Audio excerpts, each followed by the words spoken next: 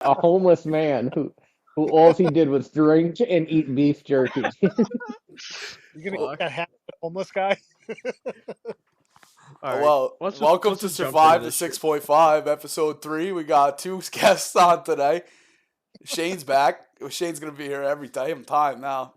Like, he's my Are you gonna Robin. warn us I'm when you Howard start? Stern. Jesus. No, baby, I wasn't missing that intro. Adam gave us a perfect intro. And Oh, boy. so we got Adam Coleman. I told y'all he was coming on. He's here. Old Coleslaw.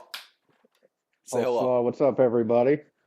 And then the guy I didn't say who was coming on, the guy that wouldn't put me online, the only two write-ups he ever had are in this room today, Mark Scholer. What's up, baby? What's going on? Oh, man, I'm so happy to have you guys here. Life came full circle. He's back with his degenerates. Listen, Mark's been waiting for this moment for 3 years. just like he wrote you guys up and wouldn't put me online, he's not going to promote this podcast either. I've been promoting it already, sir. And, Oh, and I man.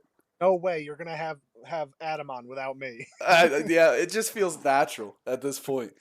It was usually a 1-2 combo, so it was only right. Well, we made it 3 episodes. This will be the last one. This might Yeah. we might be canceled. We're getting after canceled. This one. We were already talking in pre-production, and I was kind of warning these guys, and Shane was warning me. We can't talk about that. That can't be talked about either. Statute of limitations. We're all right with that one. There's a lot to be had here. So, yeah, Mark. I mean, Or is there? wow. If we're cutting a lot of things out, Well, it might so be short. the one thing that got brought up on the first episode, Adam, was that you were with me when you wore slides on a call, Nike slides, right? And Mark wrote you up for that. And I'm gonna this is almost gonna be like a trial. I'm gonna give both of you guys a chance to represent yourselves, all right? And I'm gonna judge on who was right and who was wrong. So, Change. Adam, All right, I'll start it off. So, in Mohawk, the culture at that time was very non-professional in the station, I would say. Everyone had, white t-shirts and their jacket zipped up, no shirt. And when you work, 80 hours a week, you were as comfortable as could be. So I always walked around in flip-flops, always kept my shoes in the rig or, closest, to the door, whatever the case may be. So we get like a Charlie or a Delta, diff breathing, something out in the county. Delta Diff Breather for sure.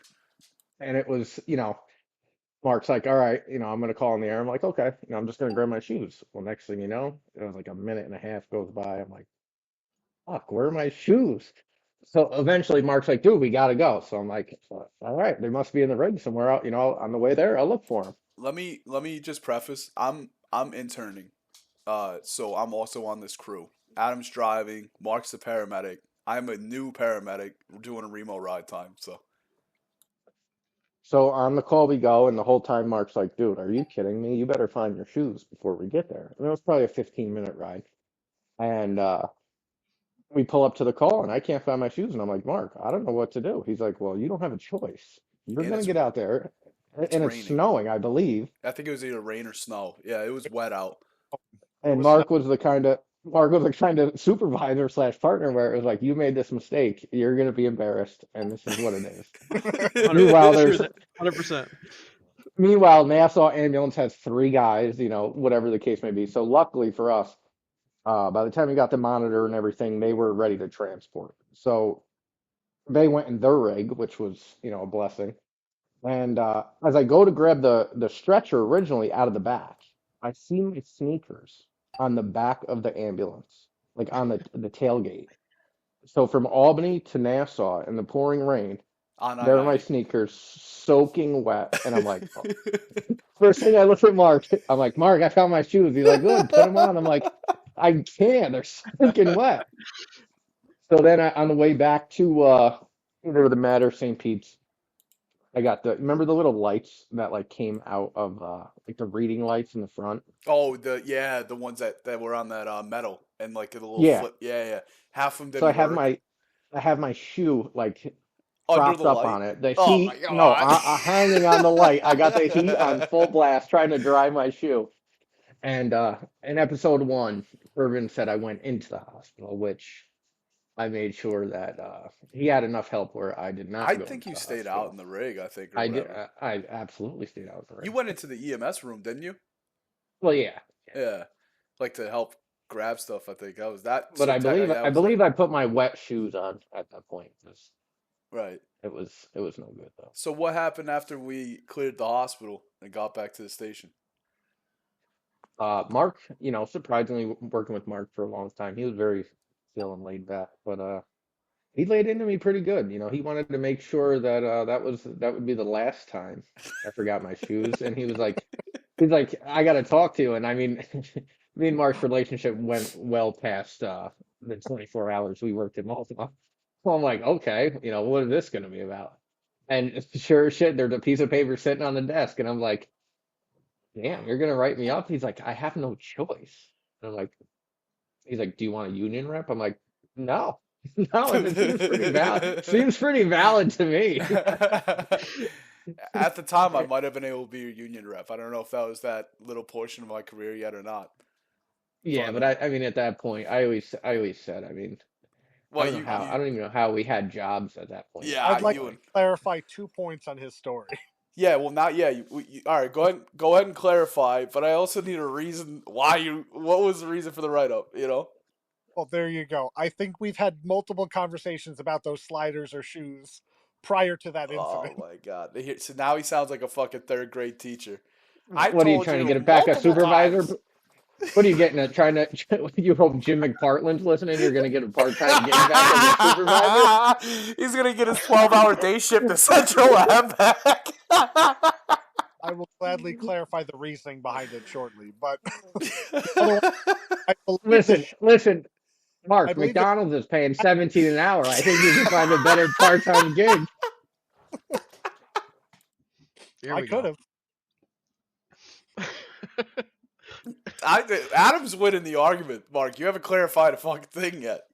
Yeah, no, I may be winning the argument, but when I look back at when I look back at that, I mean, I was so wrong. I don't even like again. I don't know You how didn't that was even my wear a one work shirt. You didn't even. You You were used to wear Adam. a fucking Hanes Comfort Soft underneath the zip up. That was it. 90 degrees, 0 degrees. It was like I was allergic to a white shirt. I don't know why. You want the reasoning, Kyle? Oh yeah, give it to me, baby. As in past podcasts, you ask very little out of your employees, or I did at least, that you wouldn't expect yourself to do. Right, Correct. right. Well, mine was at least look the part, wear the uniform that they provided. I will give Mark the credit there. The uniform might have had food stains all over it, No, but he was always no. well put together. He might have looked like a bag of shit, but he was not a bag of shit. Out of all the bag of shits, he was the best looking one. I'll tell you that right now.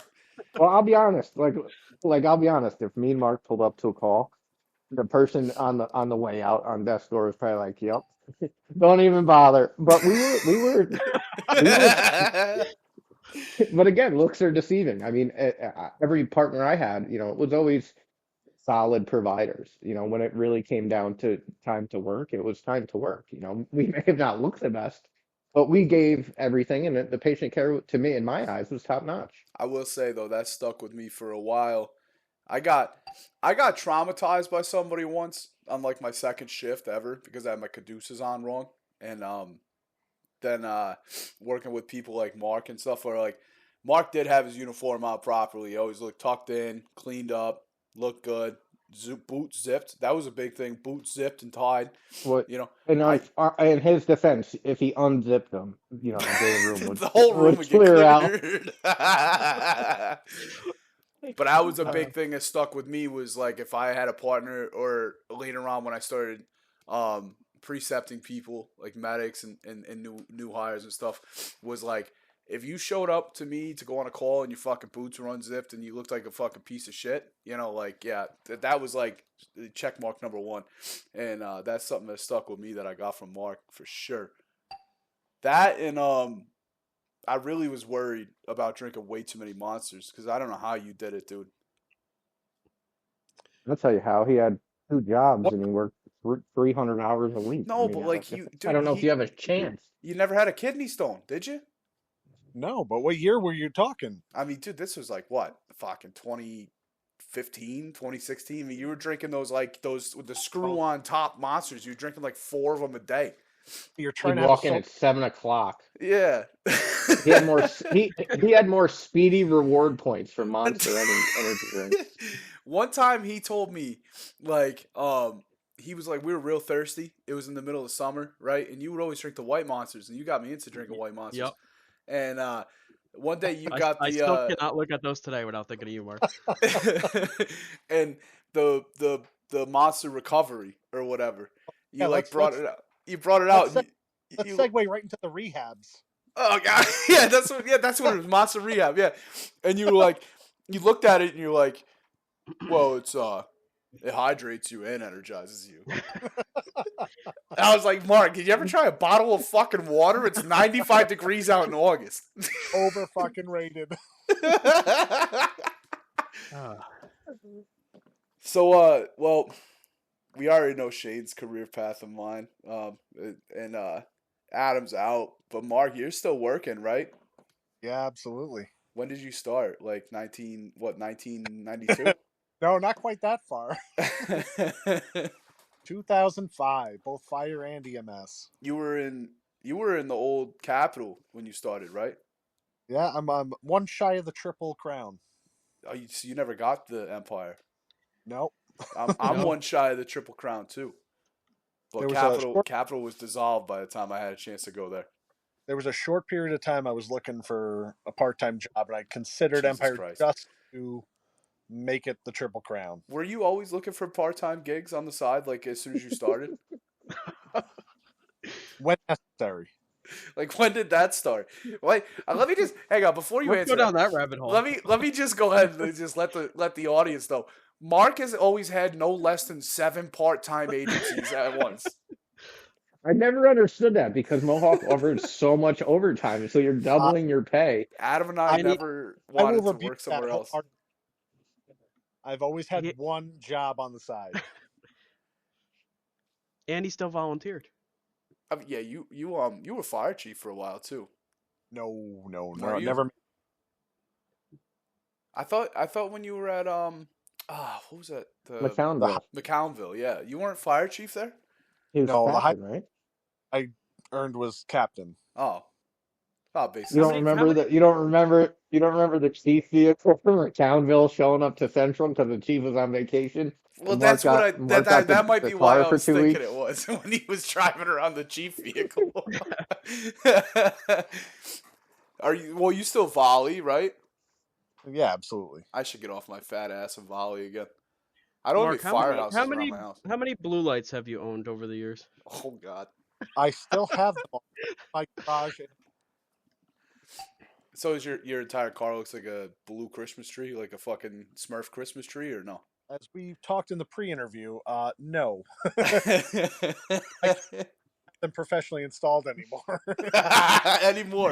anymore. Because the fucking Challenger, man. When every time you fucking started that thing up, you could have lit up the whole entire borough of the Bronx with that fucking thing. You're remembering the Crown Victoria. That's what it was. Maybe it was a Crown Vic. The red Jeep had more lights in it than a cop car. I was like, this is that's crazy. true.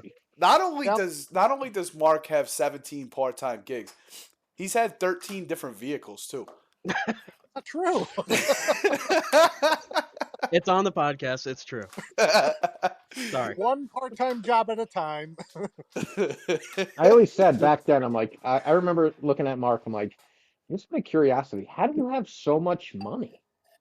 Like at one point he had 3 cars, a motorcycle, a house, this and that. And I'm like, dude, you work camp. here at Mohawk. Hot tub. Camp. I mean, I'm like, Mark, what are you, he always buying something. He's like looking online at cars at like 3 p.m. He's like, I'm thinking about buying this. And I'm like, wow, how are you I doing can't even this? afford ramen noodles, bro.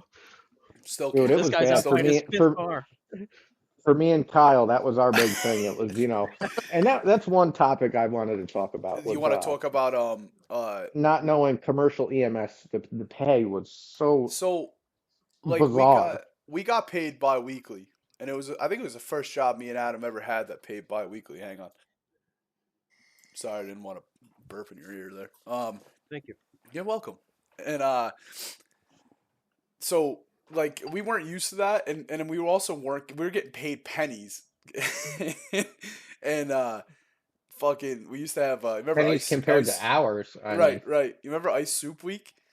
well, Like, ice soup was the second week of the so in paycheck. That's for sure. the second week of your pay period, man, it was like Monday, Wednesday, or Monday, Tuesday, Wednesday was always ice soup week.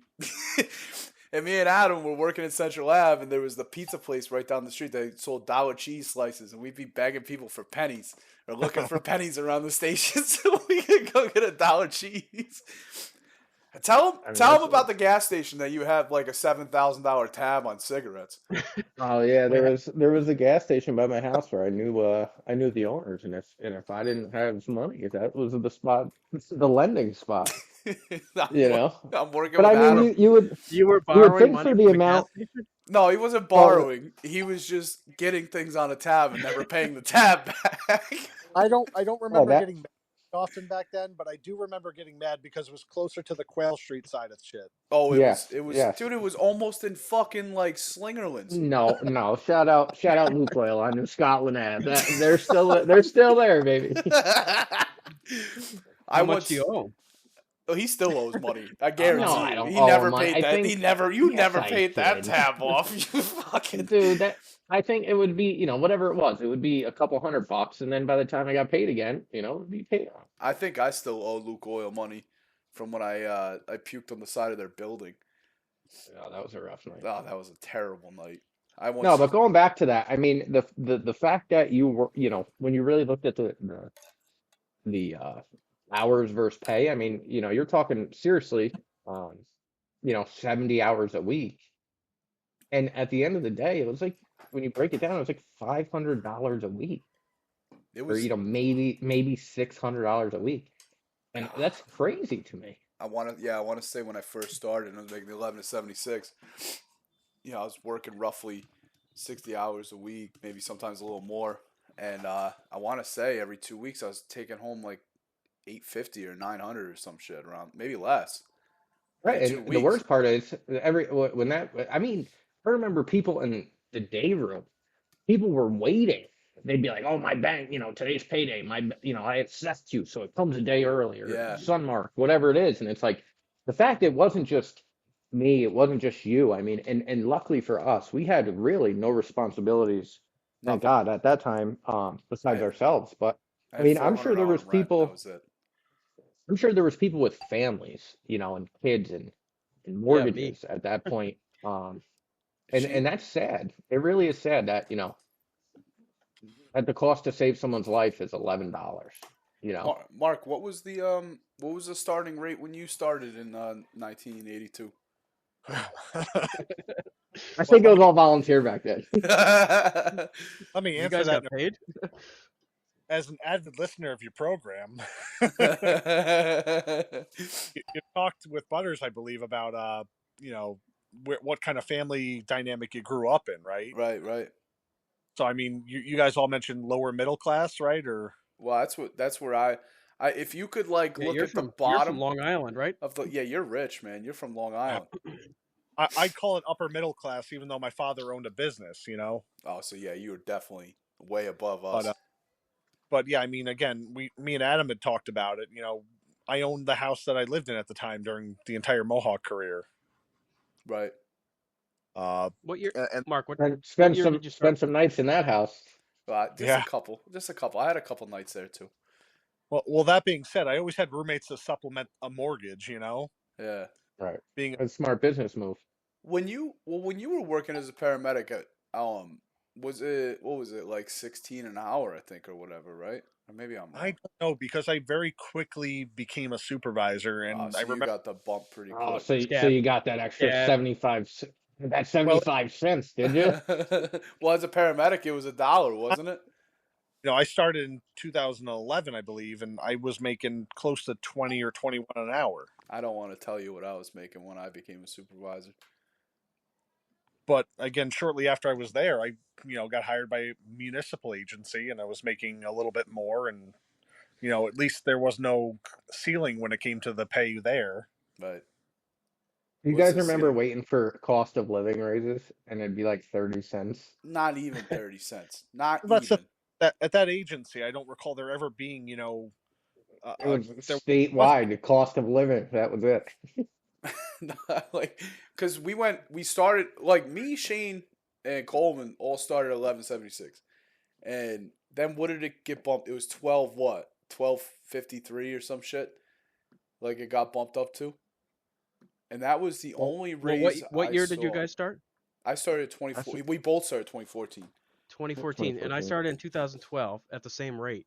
Yeah, so there was So what's 2 that tell you? years without a raise. 2 years at the same starting weight. And then none of us got a raise until, because there was contract issues, until they got the new contract in, which wasn't the one that we were talking about with Butters that we almost went on strike for.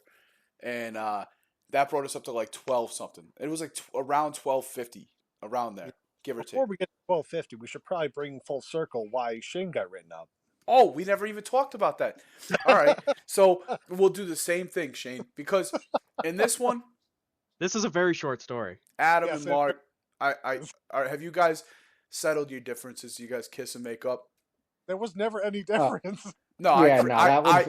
listen. I'm coming in here like Maury, and I'm trying to stir the pot a little bit between you two. But then I want to seem like I'm the hero. You can't be a hero story.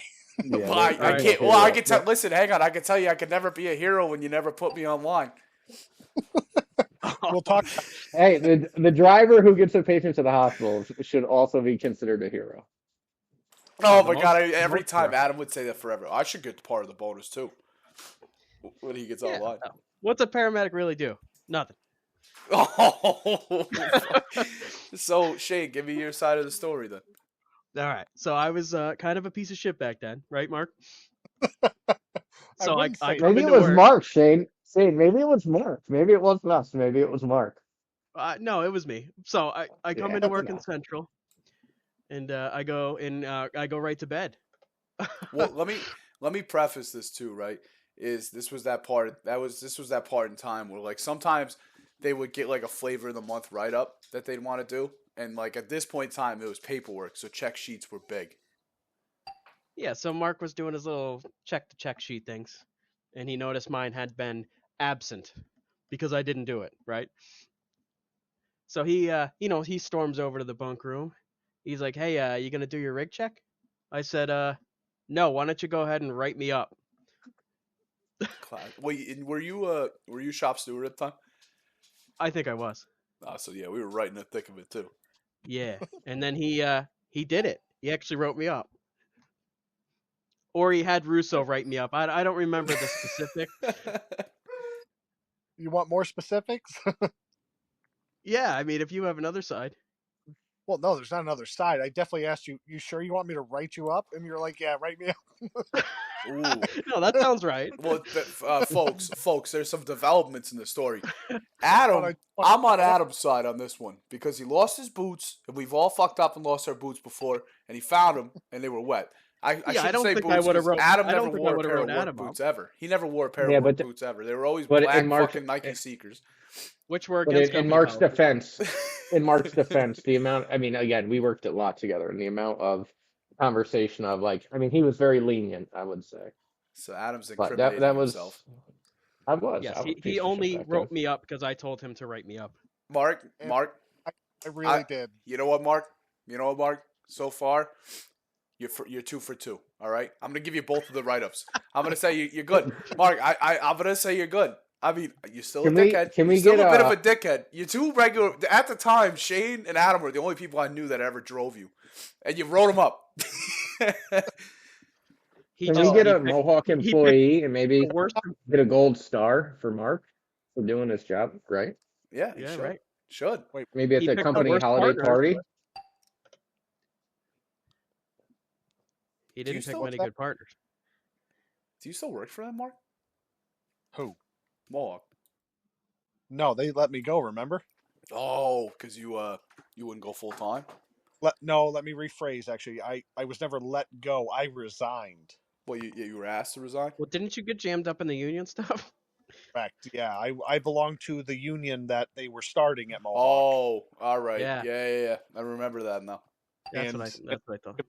Be fired or resign. This is when Yeah, I 'cause lost they my weren't preceptor. they weren't sure paramedics at the time, First so off, I'm sure they could I'm allow trying to- one to go. I'm trying to get online as a paramedic. My preceptor then drops down to 12 hours a week, and then the guy that was running the program at the time said, "No, you can't find another preceptor that works full time." Well, can I go ride at his agency? Well, no, you can't do that. Okay, and then they like voluntarily fire him, and like I'm left without a preceptor. So, Mark, was I that shit of a paramedic? Couldn't put me online. Yeah, let's hear this story. All right. Well, I I don't. think Yeah. I crossed there for a moment, but This whole podcast has been roasting you, Mark. I was already full. Yeah, that's why I'm here. But we love you. At least you gotta defend yourself. You know? No, but Scholer, we're gonna go. We're gonna start roasting Adam. Don't worry. All right. Oh. We just gotta get. We gotta. I don't have Listen, anything. we all have stories. All right, we all have stories. Good, bad, and ugly. Other than Adam never shaving and never wearing his uniform. Yeah, I but don't well, have any. the problem was Adam really couldn't shave because then he got all that fucking. His face would break out and he'd look like he had Yeah, fucking. I had some skin issue, and He had a meanwhile, genuine people condition that if he people had were gone walking to around. listen, People were walking around beards, and like if I shave, I get razor bumps. If No, he- you're shaving wrong. he had a genuine condition that if his lazy ass ever went to a doctor and got a note, he would have been all right. Probably never had a shave, but we didn't have enough At that money time, for. I He didn't have barely enough grew money for the facial hair. copay. He didn't have enough money for the copay, so he never went. Good excuse. So, Kyle, we They talked didn't about care. correct? We talk about what? My bad memory. Yeah. Well, I know this much. I remember back then, at least, I was still fresh on having interns. Yeah, well, I think I was your first like actual intern, Definitely one of the first, for and sure. I was on the drugs pretty But heavily. I mean, regardless of that, what was the golden rule as a preceptor that at least I was taught? Maybe not necessarily at that agency, but Don't let him you know, kill anybody. well, don't clear anybody, through Remo unless you wanted them to treat your family member. Right. And it wasn't anything You obviously just didn't make the cut. I wasn't. I will give it to Pete. I would when I first got out of paramedic school, I was pretty not ready, But I You know also what? I had a confidence issue. That's what I had. A very large confidence Let's issue. talk about that. I was already online when I started at that agency. Yeah. And a very long preceptorship through there. Well, I had I had no like confidence in myself. I have low self-esteem as it is, even though I seem very confident all the time. I'm never confident in myself whatsoever. And Well, that's not good to have as like How a long provider. since you've been an EMT going to the paramedic? I got my Not that EMT long. in 2013. Yeah, you were Couple almost a years. zero to hero. Yeah, I Yeah. got my EMT in 2013. I graduated paramedic school in 2015. So it wasn't a lot of time. So So I again, needed I some can't seasoning is what I really needed. And I got it, I can't really say that I did it much differently, but I had really, engulfed myself in the emergency medical services field at that time. I mean, I was working, I was volunteering, I was working several jobs at the time. So I mean, granted, some of the agencies were slower, some were busier. I considered myself ready for paramedic school because I was sick and tired of sitting by and not being able to do anything really in my Yeah. mind. I was ready to do the things that I was seeing being done. Well, I think for me, I never really had any interest in actually being like an ambulance paramedic. I regret it. I wanted to be yeah, I wanted to be a fireman, and then it just never worked out for me. And I Well, wanted to be a police officer. speaking of like commercial EMS, at least for me, I feel like a lot of people get in that industry as a stepping stone. yeah, And the people are like, I'm like, at least for me, my goal, I had a family on Albany Fire for 70 years straight, and I was like, all right, this is just a drop in a bucket. I'll be here, 6 months, and I'm out of here. And I said the same thing. obviously, we all know how civil service works. The next thing you know, it's like 4 years go by, and you're like, what the fuck am I doing? Yeah, you turn around and you're like, You know? holy shit. Your back Yeah. starts to hurt. That's You're fucking old. almost 12 years for me. But And I think a lot of people get that stepping stone, and even not even, EMS or fire or police. It's more, there was a lot of people that became nurses or doctors or Right. PAs. I mean, there was a lot of people who used it for that stepping stone. And then there was people, I feel like for us, we got caught in the middle, and then we Yeah, we kind of definitely just got caught in the wash. got so complacent. And then finally it was like, we all hit that moment where whether, they hit it for us or, we I did, think and we were like, all right, I think we the gotta Oh yeah, go. you get into a routine, and it just 6 years, Shane 7 years Shane go and I by. made a real Next thing you know, mistake you're of getting a 5-year plaque at the holiday party. Yeah, I know yeah, yeah. exactly. I Shane and I made a big mistake, and we became supervisors that worked for his dad, and we got real comfortable with the crew we had and where we were, and it's like then you're like, oh, we can just get old doing this. And like luckily he kind of got on a fire department, and he's got a nice cushy fire department job that he enjoys. But like for me, I got out and then decided I never wanted to do anything first response ever again. But now I miss it, and I miss helping people. But now I want to help first responders. So instead, I decided to put myself in student loan debt again and get a master's degree. So there's different paths. We all get spit out different ways. But no, yeah. But Mark, to get back on what you were talking about, I had no confidence in myself. And you know what it came down to, to get a little serious note, I guess, is one day we left a Quail Street station. A bunch of us were drinking on Dunham's porch because Adam, you might have been there. Remember we used to That drink on was Dunham's porch?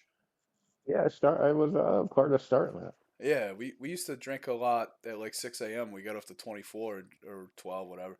For me, it was 24. And we'd be drinking on Adam's porch or Dunham's porch, and he lived like a block away from Quail Street Station. Yep. And I just was like sitting there, and Amanda Sewell had messaged me and said, "Hey, like, do you have any interest in ever getting online or no?" Like, and at the time, I'm like, "Nah, I don't really got any interest." Like, I pay my bills. I got enough money for my alcohol and drug habits, and whatever. And And I remember she, you pretty much given up on yourself with the whole paramedic thing. But I'd Is that completely when you given went to up the on myself. post? Is that when you went to the post office? Yeah, I said I'm gonna go be a mailman. You know. Because I'm pretty sure during one of those Oh God! Well, mornings this on the is the porch, day. This is the day.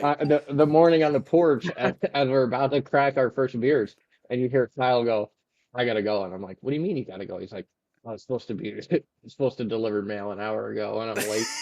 oh my I'm god. about to. Me and Dunham are about to rip shots, and my phone rings. I pick it up. It was my supervisor at the post office. She's like, "Hey, hon, just let you know, like, I gotta add an hour to your route, whatever, blah blah blah." I'm like, "Yeah, for tomorrow, right?" She's like, "No, what are you talking about? You're not down there sorting the mail?"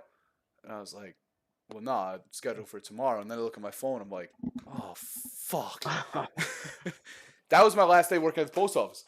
I went down there, delivered the route, and I had talked to Amanda Sewell quite a bit. And like she's like, "Why don't you come out and ride with me?" Like, and I remember telling her like I got zero confidence in myself. Like I don't think I'm gonna be a paramedic. I don't think I could do this. Like I'm just gonna push a stretcher around the rest of my life. And she's like, "No, shut up. Like you're gonna come work with me for a little while and do some ride time." And I said, "Well, I can't really ride with you because the days that I'm supposed to ride with you, I'm supposed to work at the post office." She literally told me, she's like, "Well, just like quit, like just quit the post office." And so I did, for whatever reason. I just went in and I'm like, "Hey, I'm really thankful for you guys' time. Here's my resignation letter. I'm gonna go actually try to be a paramedic again." And I got a question for you, Kyle. yeah, Do you ever think? I mean, at least Shane, I'm not sure. I mean, I feel like you were, a little better than me and Kyle to an extent, at a maturity level at that he point. was a lot better Um, publicly. do you think? Do you think? I At think I'm least a for little bit me, older than you guys. to me at the end of my career, it was to the point of am I going to stay or leave? And I kind of got, you know, the way I was seen in the industry, at least with my peers, was negative. It was very, this guy's drinking a lot, he's out at partying every night, he's late to work. And I don't know about you, but like the confidence issue, because everyone you knew didn't take you as serious as you wanted them to, and I think could have been, we put ourselves in that position. We So for you absolutely to be damaged ourselves that way. Yeah. So But for you to be like, I'm a serious paramedic, but people know you as, you know, partier slash, well, that's drinker, where whatever. the interesting part comes in because that's where you and I had the same. That's why I always kept saying, I'm like, I'm gonna do this podcast. Adam's gonna have to come on because you and I went down the same path. Like when it came to partying and drinking, I did drugs. You didn't. You just drank and gambled. You gambled way more than Right. me. But like later on down the road, when I became a paramedic. I was joking around with Shane earlier today. I said I'm the world's most okayest paramedic ever. You know, and I was pretty average. I could get the job done. I could handle pressure. Like after I got online, I could handle pressure. I had no issue with that. But the entire time working as a paramedic, I was the hardest on drugs and alcohol. Like, worse than before when I was a paramedic. But a lot of people had respect for me, especially in like Rensselaer County and stuff. They were like, like, oh, this guy's a fantastic paramedic and blah blah blah. And I used to always think to myself, like, if you guys knew what I was doing behind the scenes, Right. You just to see me survive. during the day on a Tuesday. Wait till you see me Saturday night. Yeah, like, I'm strung out. I'm laying in my bathroom puking, Yep. because I can't handle anything, and I held confidence issues in myself throughout I still have confidence issues in myself, but throughout my entire career. It's a weird thing for me because I have a massive ego, but I also have confidence issues. So, I you feel could, like that goes hand in hand with a lot of people, though. right. You to me, whenever we hung out and talked, it was always like I was like, who does this guy think he is? But a lot of those people, that make it seem like, hey, I'm living this great life, Yeah. and I'm the class clown. In reality, they're suffering the most. And as Yeah, yeah. the happiest people, suffer the most. Yeah, just because well, I was really good at faking the smile and stuff, for myself. But Well, I yeah, I think a mean, lot of it is the class clown mentality, right? hmm It's attention. You like the attention, and you already damaged your reputation. So, why the And hell would that's I try to huge. make myself any better, right? Because we know how far that And reputation travels in this field. right. and in that field, anytime I would come to a realization, of, hey, maybe I do want to not make $12 an hour. Maybe I want to become a supervisor. And at that time, the dollar raise was worth it. And then you come to work and you're fit squared away, you're shaved with a shirt on, all your pins and your name tag, and people are, making fun of you. What the Yeah. fuck's Right. wrong with you Right. today? Well, there So it's was tough Exactly. to come back.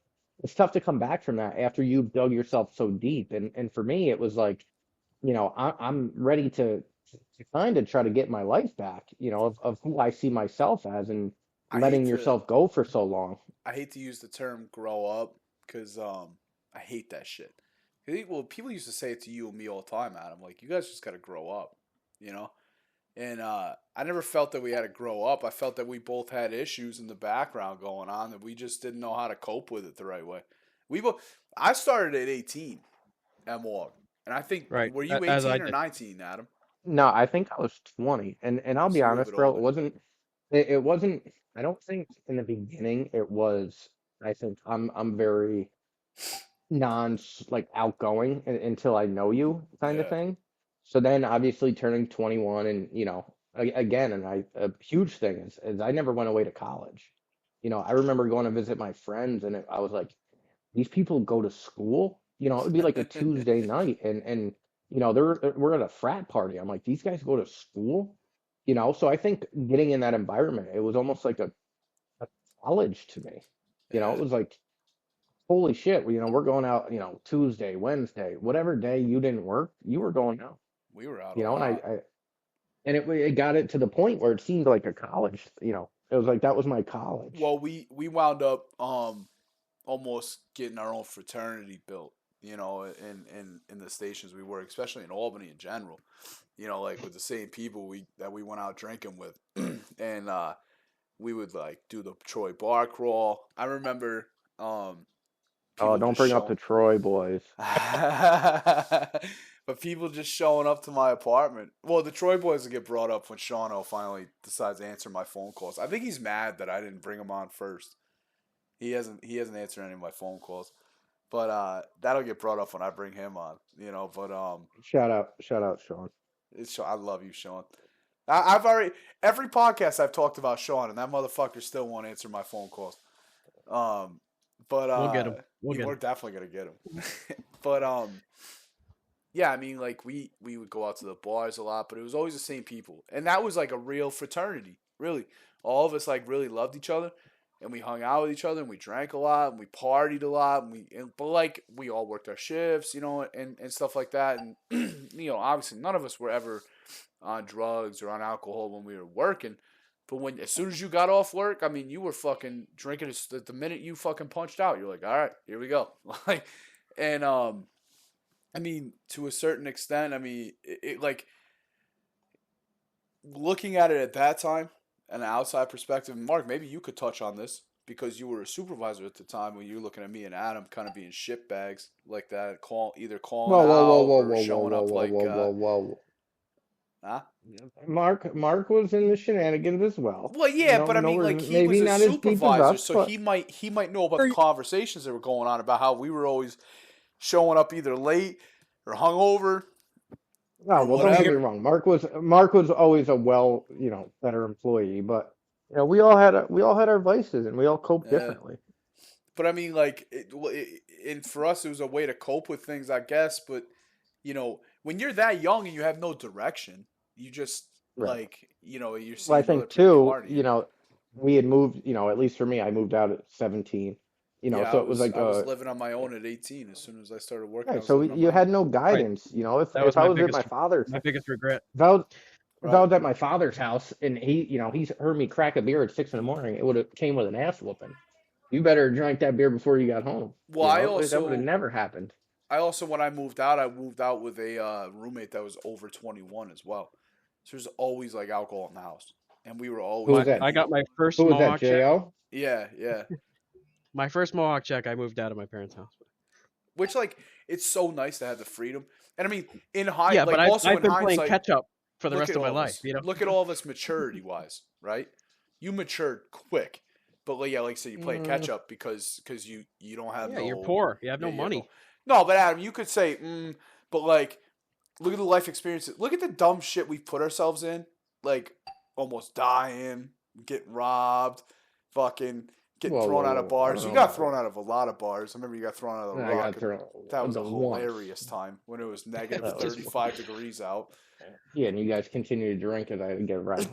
Listen, all right, now I You gotta get a tell ride it. home. Now I gotta tell it. So No, no. so we go out to the bar. So Adam's already out with Scully and his brother, and I think was it Scully's birthday or Scully's older brother's birthday. No, we started in Latham. I don't. No, What's that bar we in started in Latham? Water Elite at that tavern right by the Oh, Pat's Pub. Pat's Pub. Yeah. So we go. Me and Drew were already out for dinner, and I texted Adam. I'm like, "What are you doing?" "Oh, we're out for Scully's birthday at Pat's Pub." I'm like, "Oh, word? We're in Latham. We'll stop down." No, we So, went to we were playing bingo because Seaburger was there too. oh my god. But anyway, I met you guys at Pat's Pub, and Yeah, we went to bingo first at what's the place in Latham? They redid everything. Now that I think about it. I have no idea. I've They never had played bingo in DJ Latham. Bruno. DJ Bruno. Yeah, you're derailing my story though. Talking about fucking bingo. You don't want me to tell the story, do you? It's a little embarrassing. And But, so we start doing car bombs at Pat's Pub, right? I'm like, all right, it's Scully's birthday, we're doing car bombs. So now we're like good and roasted toast, and I'm like, all right, fuck it, let's go shut the Ruck down. Because they closed the bar at midnight. I'm like, let's go shut the Ruck down. We're drinking. And Adam, you were trying to fight Scully's older brother for whatever reason. He's 2 feet taller than you, and you're so drunk that you're trying to fight his brother. And I don't know why, but like, do you remember why? I don't remember why. Yeah, you were just trying to like fight him. I don't know why. But Right, because so he was 2 feet taller than me. he was huge. And he was in shape. He's like 8 feet tall and he's in shape. Built like a brick shit house.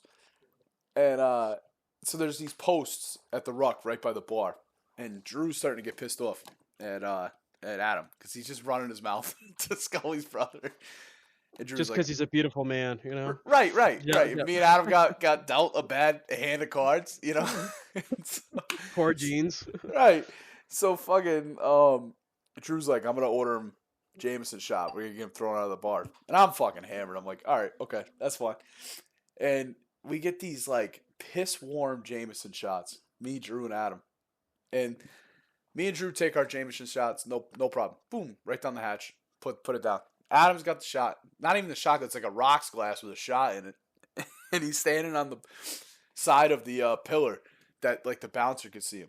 He takes the shot, and within half a second, I'm like, oh, that didn't go down right. That did not go down right.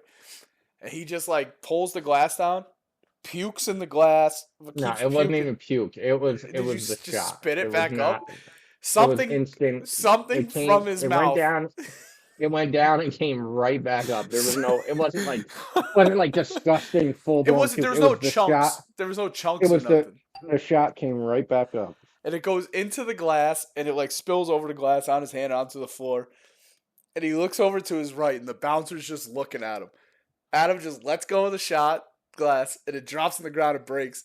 He steps back 2 steps, to the left 2 steps, and forward 2 steps, like the pillar was gonna hide him. The bouncer was never gonna see him. And the bouncer comes over and goes, "No, you're gone. You're gone. You're gone." Just throws him out, and it's negative 30 degrees out. Like it's so cold. It's one of the coldest nights of the year, and he's just out there freezing. And we were all like, and I remember at the time, I was mad at you for some reason. I don't know why. I'm like, fuck him. He can sit out there and freeze. Scully's like, he's going to die. I'm like, I don't give a fuck.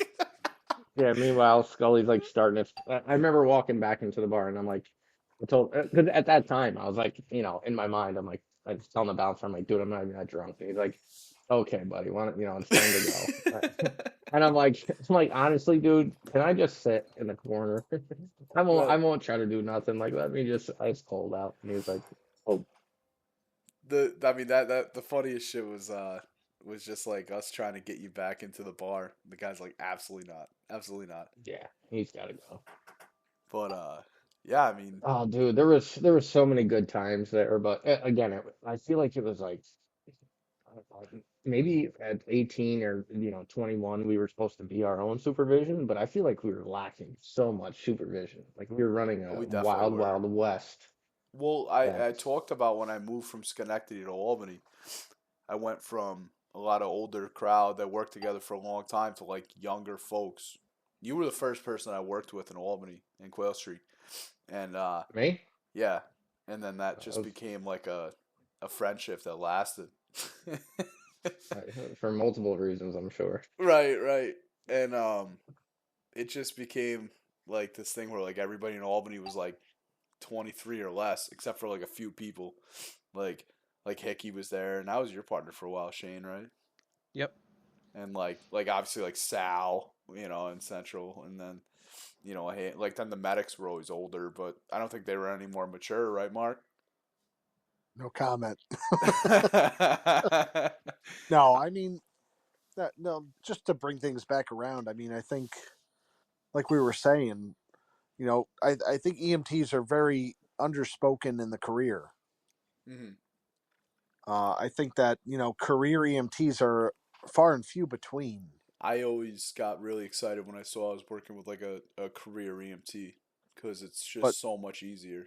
it's so Yeah, but important somebody that that knows what they're doing, regardless of your level of training. Well, like Mark, you would say as a paramedic, and I mean we're only 2 paramedics here, but you're only as good as your partner, really, right? 100%. Yeah. Sad to see the way the career has gone in some agencies, and Mhm. and honestly, again, because I think this is the first episode we've named agencies such as Mohawk. Right. But yeah, I You don't know, know if we've talked No, we about did episode agencies. 2. Yeah, maybe in episode 2 we did. Butters Pat's had a no little problem. Pat's a little bitch, so I don't Pat's still in the career, so he didn't want to name any I agencies. don't think we said the agency name. I think we always alluded to the stations and stuff Yeah. like that. But Regardless, I think you could the put 2 and important 2 thing is together. that I remember from my time there Mhm. is that training was very good in my opinion. Oh, the training was no, always, they had 100%. great people training, Um, so that was always good. I give you you know, that. it comes from But somebody the who's the career, I mean, I look back and I really am fond of the time that, and the people that did the training there. I had said Right, but the something. issue was the higher ups, and the higher you got up, the less EMS experience anybody had. At least, It's That's easier to certainly the get way it felt. disconnected. It's easier to get disconnected, That's because certainly the way it felt. like me going up the ladder. I mean, the only person that didn't go up the ladder here was Coleman, obviously. But like when I started going up the ladder, the further up I went, the more disconnected I felt just Well, from wasn't working in the Shane the ambulance. highest yeah, level but the there? further, What was that? but the issue is to me was always even you could never get to the point of where you could make a difference. Right. You know what I mean? If that makes sense. Like you can build an army, but again, you couldn't give pay raises. You couldn't do there was nothing you could do as a even a Well, it's a business manager, model. It's a business you model. know? It's not necessarily like the more I talk to people with doing this, and I know it's pretty relatively early, and the more I kind of like do research in the field, like it's we used to get really mad at the higher ups and the owners and stuff like that on how things went, but looking back at it, it's kind of hard to get mad at them now because that's just the business model. It's a Oh, for-profit 100%. business. And I think at least for me, I had zero knowledge of EMS, Mm-hmm. commercial or whatever. I didn't know. To me, it was a stepping stone of, hey, I'm going to be here for a little bit, to get some experience before I start my career.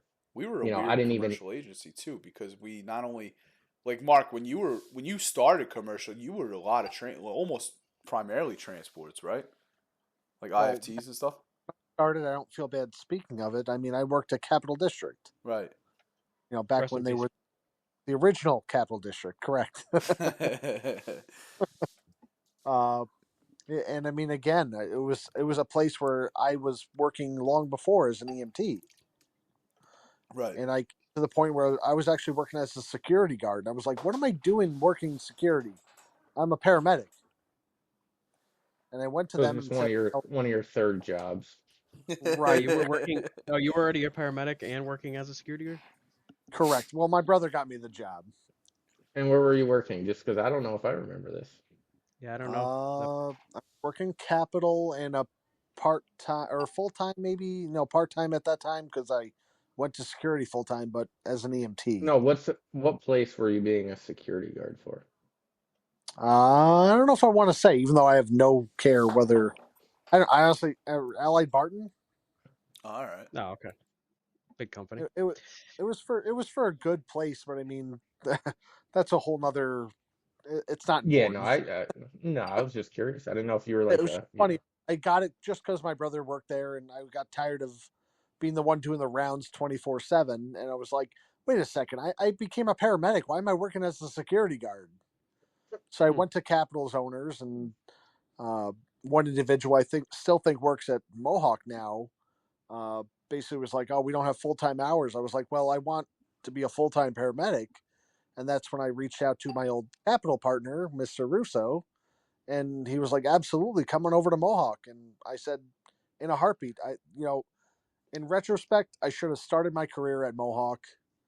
In retrospect, I should have started my careers at a lot of different agencies, but I 100% appreciate the experiences I gained at every agency I've worked at. Well, we like kind of what I was getting to there too is is Capital District. You guys didn't do a lot of 911 from what I could recollect, but Mohawk is, I mean, for the most part, is almost primarily 911 with transports intertwined. So it's like a different kind of commercial agency in a way, I guess. Yeah, but how Do you many? That's what always made me mad was I feel like the longer you were there, the less they cared about patient care, and we always would make jokes like, "Oh, this person coded," and it's like, "Oh, well, so did you so get their Kyle insurance carrier before they Kyle they Did you get a coded?" signature? You're right. Did you get did you did you get their insurance information before they I'm dropped sorry dead? they passed away, but did you get the last four of their social? so Kyle, Shane, and Adam at the agency we worked at. How many times in your career have you asked, why isn't the 911 agency going to this call? 1,000. Oh yeah, Right? 100%. right? 100%. We're Yeah, driving 40 minutes to a nursing home, and and where Still, there's not an I mean, not ambulance next priority, door. not priority. right.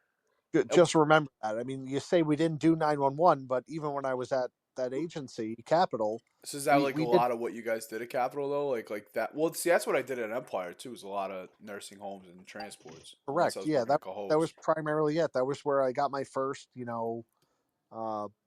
cardiac arrest, my first death, my first a lot for that agency. Well, Mark, Uh, you've probably seen some shit too. I I have. I think we what we Hey, Mark, what struggle was the with. worst call you've ever had? Hey, why don't you talk about that? Listen, I think it's Well, one thing we're struggling with this podcast. I don't know, Shay, maybe you can agree with me. well, it's the first Is thing when you said that in the first episode, Kyle. Like, oh, what was the worst call you ever had? And yeah. then I'm thinking, I don't know. Yeah, well, you You know, can't I pull it up. I'll be but then honest. you're telling stories. I can tell you one of my worst calls I was a transport. Everybody knows what their first call is, but Adam, you continue. So my worst call was a transport, and I remember I was brand new. Uh, I was working out of Schenectady. Why? I had no idea. Um, and it was an 8-year-old who was on end of life care, and I was like, okay. And my driver at the time was like, making jokes about it, like it was, like let's go bring this kid to work, whatever. And I was like, what the fuck is going on? And the doctors from the med came with us to the patient's house. And I remember being in the back with the doctor and the patient's dad and the patient, and you would look at this patient like nothing was the matter. You know what I mean? Right. Like nothing. This was a normal 8-year-old kid, and I remember his dad giving him his iPhone to watch his favorite show, and it was just like knowing, just looking at the report or whatever the case may be. And again, he wasn't, he was on like a nasal cannula. Nothing, he had no tubes, no nothing sticking out. He was very alert and just you could see the his dad like just mentally. Now me with kids, I could only imagine how that feels.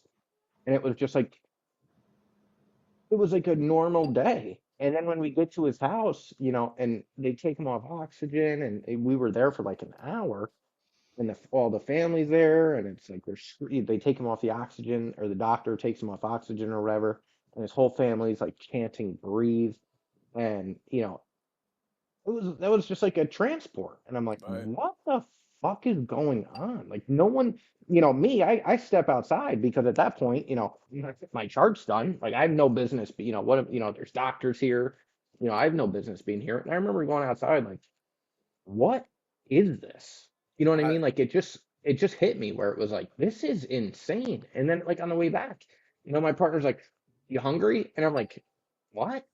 Am I hungry? No, I'm mortified. You know what I right. mean? And it was just like and it was just so bizarre to me. And when I think about how I acted and what the drinking and things like that. It was just everything in that industry at that time, at least for me, was so negative. You Yeah. walked into a station and it was a station full of people that were mad at people because they were calling 911. It was, it was the fire department's mad they had to wake up and go on a call, in which we all were, not just Yeah. them, Yeah. but it was just everybody was so negative. And, when you think about EMS as a whole and really first responders, I mean, every day, they're not calling you to go to a birthday party. There's no happy ending in fire, police, and EMS. No, It's you're always somebody's worst day. So yeah. You're what always dealing really, with somebody's worst day. Yeah. and you Not never true. really think, at least, well, For the I don't well, know what like for yeah. Well, obviously we've all been on the like the the the bullshit stupid calls, but calls. when you really think No, about it, it's I'm like, you, But Kyle. even that is they don't know I'm what to talking about do, right? Black Cloud, Kyle, and we can get back to that. Right. Right. but to me, it was like a constant negativity. And when I look back now, I mean, thank God I escaped, a good human at that point. It was just so everything was so negative, and I see why I went down a dark path because again, I didn't care. Again, walking around, you didn't care anymore. Everything was Yeah. negative. No one. I remember being a driver for EMTs, and literally the patient care was atrocious. where you would pick up whether it was your local drunk or whoever, and people literally treating them like shit. And Yeah, don't get me once you wrong, lose the humanity part of it, it starts to go downhill. Don't you feel you right? And it, sometimes gotta lose the humanity Throwing part the of it drunk, though? oh, we do, and that's what Yeah. happens, right? We do. What but We it, take what the but there was human element always, out. but to me, it was always, I was always the guy who was like, oh, this is bullshit. But whether it was a local drunk or not, it was always, put the face on, so I may have not looked professional, but no matter who it was or whoever called, when I got there and was ready to work, it was professional. Right. Whether it was the same guy who called 10 times or the first lady who A- called. Adam, I'm talking to you, and Kyle can speak to it, and maybe Shane a little bit. But I mean, at least when I was your partners, I think that was the one thing that at least I respect about myself is that I never took that route. Which route's that? You know, treating somebody as if they were less than that. I always Yeah. treated their emergency as their emergency. I always No, I was 100%, I 100%. think all four of us you could bitch in the ambulance on the way to the Sure, and call. I think all we would. four of us did like bitch about, oh my god, well here we go. You already knew where you were going. Like, Yeah, it's it's this Linda guy. again, that piece of Right. shit.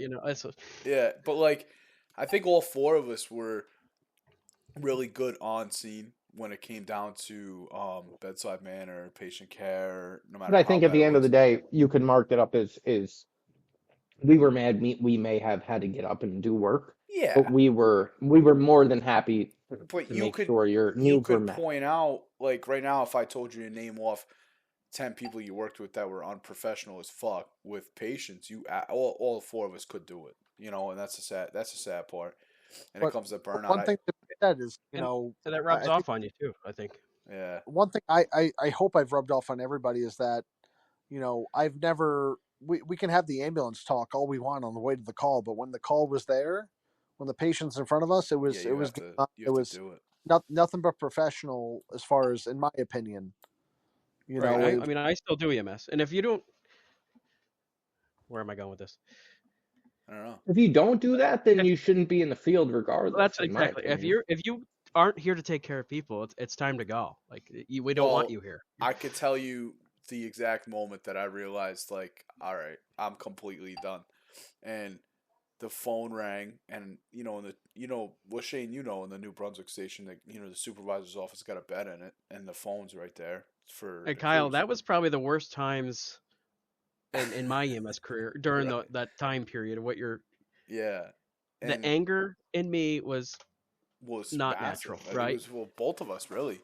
You know, I would throw that phone across the room. Like I once watched Yeah, Shane. we gotta call him Petersburg. Yeah, Shane once Good took the luck. phone, and it was the NICU move, right? Yeah. yeah, so Shane was the NICU driver as well, but I had to do like 3 jobs, in that yeah, point in time. he was It he really was weighed on running the me. company, driving my fat ass around, and then also NICU driving. And we had just got back from LDT, and we got in bed, and we were all comfy cozy, and the phone rang, and he goes, "Okay, yep, This is my favorite. okay, all right, right now, all right, okay," and then it's just quiet. True And then story. Shane just takes the phone. And I need you to imagine it. So, like, well, you guys know what it is, but the listeners, it's one of the corded phones with the receiver or whatever you hold up to your head and you talk into. And then obviously the phone with the money, all the buttons and stuff. And the cord goes to that. I look up, I'm like, you all right, Shane? Everything all right? He's just quiet. And he's just like, fuck! He takes a phone and just bang, bang, bang, just smashing it off the fucking receiver. Completely obliterates the phone. And I said, where are you going? And you're like, fucking Plattsburgh. Just fucking walks out. We're on hour 23 of the 24. We just got back from LDT. It was Cooperstown, but Oh, yeah. it was Cooperstown. That's what it was. And there's nobody else to drive. And Shane's forced to do it. Like, I didn't get home till like noon. I Yeah. almost died on I this was trip. sleeping And I got a in question. my bed. I got a question for you guys. Did you guys ever Yeah. like? I don't know if it was me, but like, did you ever go on an LDT with a partner that you know like you didn't jive well with, or like you weren't like they weren't on the same wavelength that you were, and then they were Yes. like, "Are we stopping for our meal, whatever the bonus was, or your quote unquote free meal," and then you're Yeah. sitting there across from them and you're just like, "This is the most awkward thing ever. I wish Um, you just." No, I always thought I was good at talking to people, so yeah, I could talk to anybody, and like it might be awkward, but I could do it. Shane and I I went could on a always. nice LDT once before, but we're saving. Well, we got all right. I remember we planned out. We got to save the story for when we bowl somebody else on. All right, it's time for me to chime in here. Yeah, yeah. Please. First, I'm going to say Adam was an amazing partner to work with. Thank Oh you, boy, Mark. he's gonna shit on you, Adam. No, not at all. I mean, again, I talk about, you regret not having enough career EMTs. I mean, Adam would have been a great career EMT. Right. Uh, whether you can support a family on that wage is a whole nother conversation and topic. When it comes to you, Kyle, I'm so glad that Sully Pants, if you will, took you under her wing and pushed for you to go online. Yeah, it was Because if you exactly that. stayed with Mark, you would have been in career EMT. I'd still be interning. It's possible. I doubt, but Which is nothing against you, Mark. I think certain people just need certain things, you know? yeah, I think there's some paramedics that do. Like, I think it should speak volumes that didn't push you through just to get my bonus. Yeah. We know you Right. absolutely did the right thing. I would have got I out there by myself and just shit. forgot about that But that bonus. Mark, I do have to say, my EMT skills, my preceptor was Sean Muniz, and he was pretty rock solid. Dr. Muniz. I love Sean Munoz. We should He get him was on the show. We're definitely gonna get him on the show. We got I'll get a hold of him. Shane and I got a list of like 1,000 people, and Well, you have Dr. 1,000 people, but do 1,000 people want to come on? Is the question, no, and I no, hope I hope they do. only 120 people want to listen. So We we gotta pump Hey, those numbers up. that's more than that EMS1 podcast. Those those jabronis. fucking scabs, They, you know. they have like 25 people watching there. Frank Curtis, I hope you're listening. You want to fucking Frank, you Mark. got to come on the real podcast. You wanted to use 2/3 of our name shouting out their podcast. I swear to God. Mark, what were you saying? I don't remember when. You were talking I don't know. about how you You're didn't talking push about me how through good of for an a EM. bonus. Tell me how you good of a partner I well, was. the good things. We can stop it there. I mean, I don't know Well, where it's going, but listen, I'm okay stopping it listen. where it is. So I didn't really do this with Pat in Dunham, and I didn't really do it with Butters. But I love- we're all funny enough here, right? And the four of us all worked together for a long time in certain aspect. We're very close with each other. You know, even if like Mark, I haven't talked to you in a long time, but I still feel very close to you. You know, comfortable. Agreed. But Adam's Yeah, one of I my feel like best we friends. could pick off, where we Yeah, left off, Shane's one of my best friends. I want to get into some dark and dirty shit, you know? Like I definitely want to talk about some that's yeah. Let's mental get into health and Can I butt in here? Oh, I'd love to. Yeah. Adam, did you have like a moment where you're like, where am I? What the hell am I doing? Like, was there like a coming to Jesus moment for you, or? yeah, I know. I mean, I remember multiple scenarios, and I mean, Kyle was with me the whole way, and Yeah. people were coming up to me saying, I think you need help. And I remember Mhm. being 22, 23, and thinking to myself, I'm not that bad. Well, let's talk You know, about like the I don't. first time that somebody had said something that we both needed help, right? We had Yeah, that we, gotten back from a but again, funeral. We got in a fist fight on my lawn, my front that lawn, wasn't and then that wasn't a fist fight. wow, it was me beating your ass. Yeah, okay. And Pull the video on that. If I recall, you wouldn't respond to me. I was like, Kyle, what's your problem? And you just wouldn't answer me. right, and He was probably unconscious, but I was probably doped up. If He was probably, anything, yeah. I I think we were probably both gone to the wind, but I probably I just think got I done think we shooting up or something. I think that, and I don't necessarily we don't need to get any crazy detail, but we were at that point, bad. And to Yeah, me, I think it hit me when, and again, it was crazy because I feel like I was like hiding it from my family. Like it was not noticeable. But Yeah. people at work were like, no one in my family was like, hey, I think you need help, and then like my coworkers, who obviously I spent way more time with, Well, that was your um, family.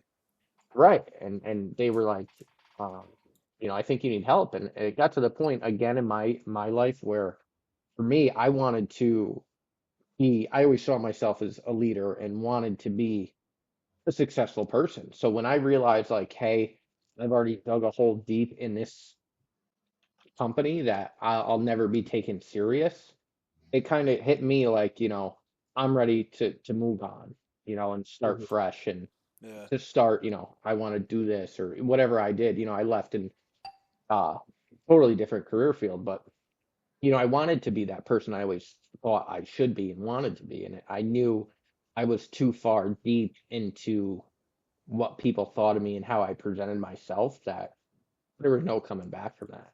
So it's really Which wasn't a bad interesting. thing, It's really interesting because I personally and I really haven't really talked to a lot of people about this, but I'm interested to know if other people felt like this. When I got out of EMS and first response entirely, I volleyed my entire life and all this and that. But like when I left EMS, I stopped volleying. I stopped EMS. Like I cut myself off completely. I don't even carry a card anymore. I don't have an EMT card, paramedic card, nothing. I got rid of all of it because I knew I'd go back if I still had it. And but do you still did you when you got out?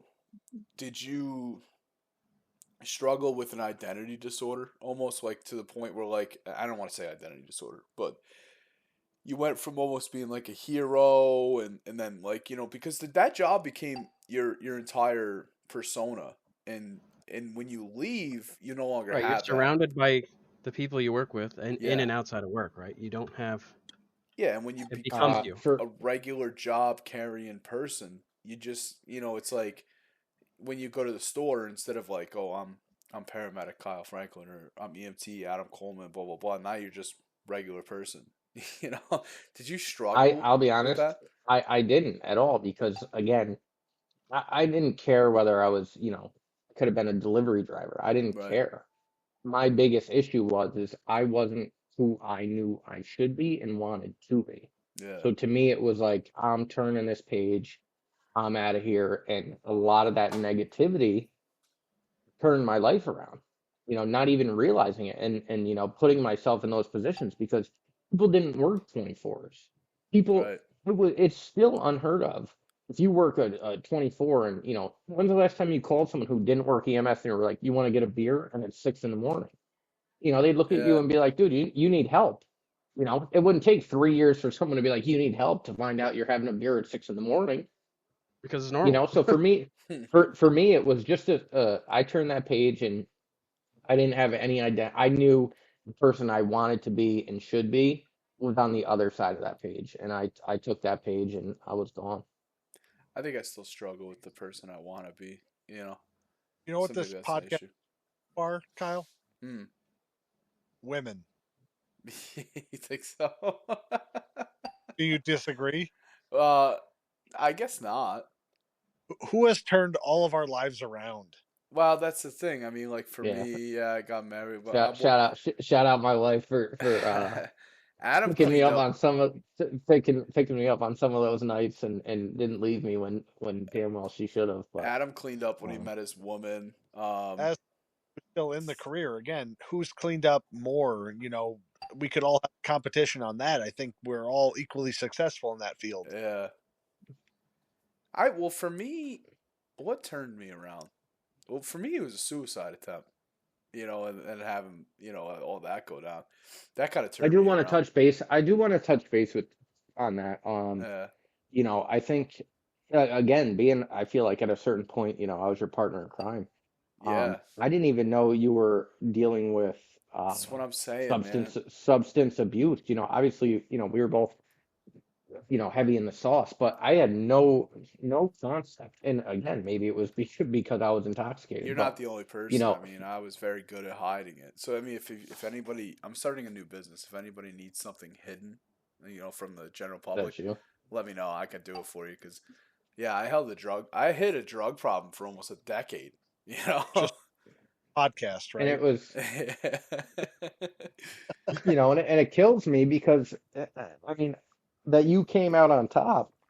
It Right. kills me that there's either current people still massively struggling, and and again, it goes back to the happiest people. I mean, the few people we all worked with, were the happiest people. And I Yeah, think I don't even think that's really an EMS thing. I think that's, more of a suicide in general I that think it's people really really easy to face. hide it.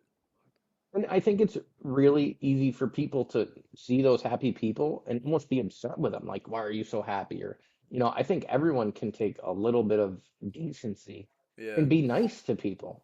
I mean, I feel like that's what we need. EMS needs, again, it needs some positivity. I don't know about you guys, but during EMS, I, No, s- I, absolutely. I think the whole world right now, especially with I politics and saw, everything, split everybody apart.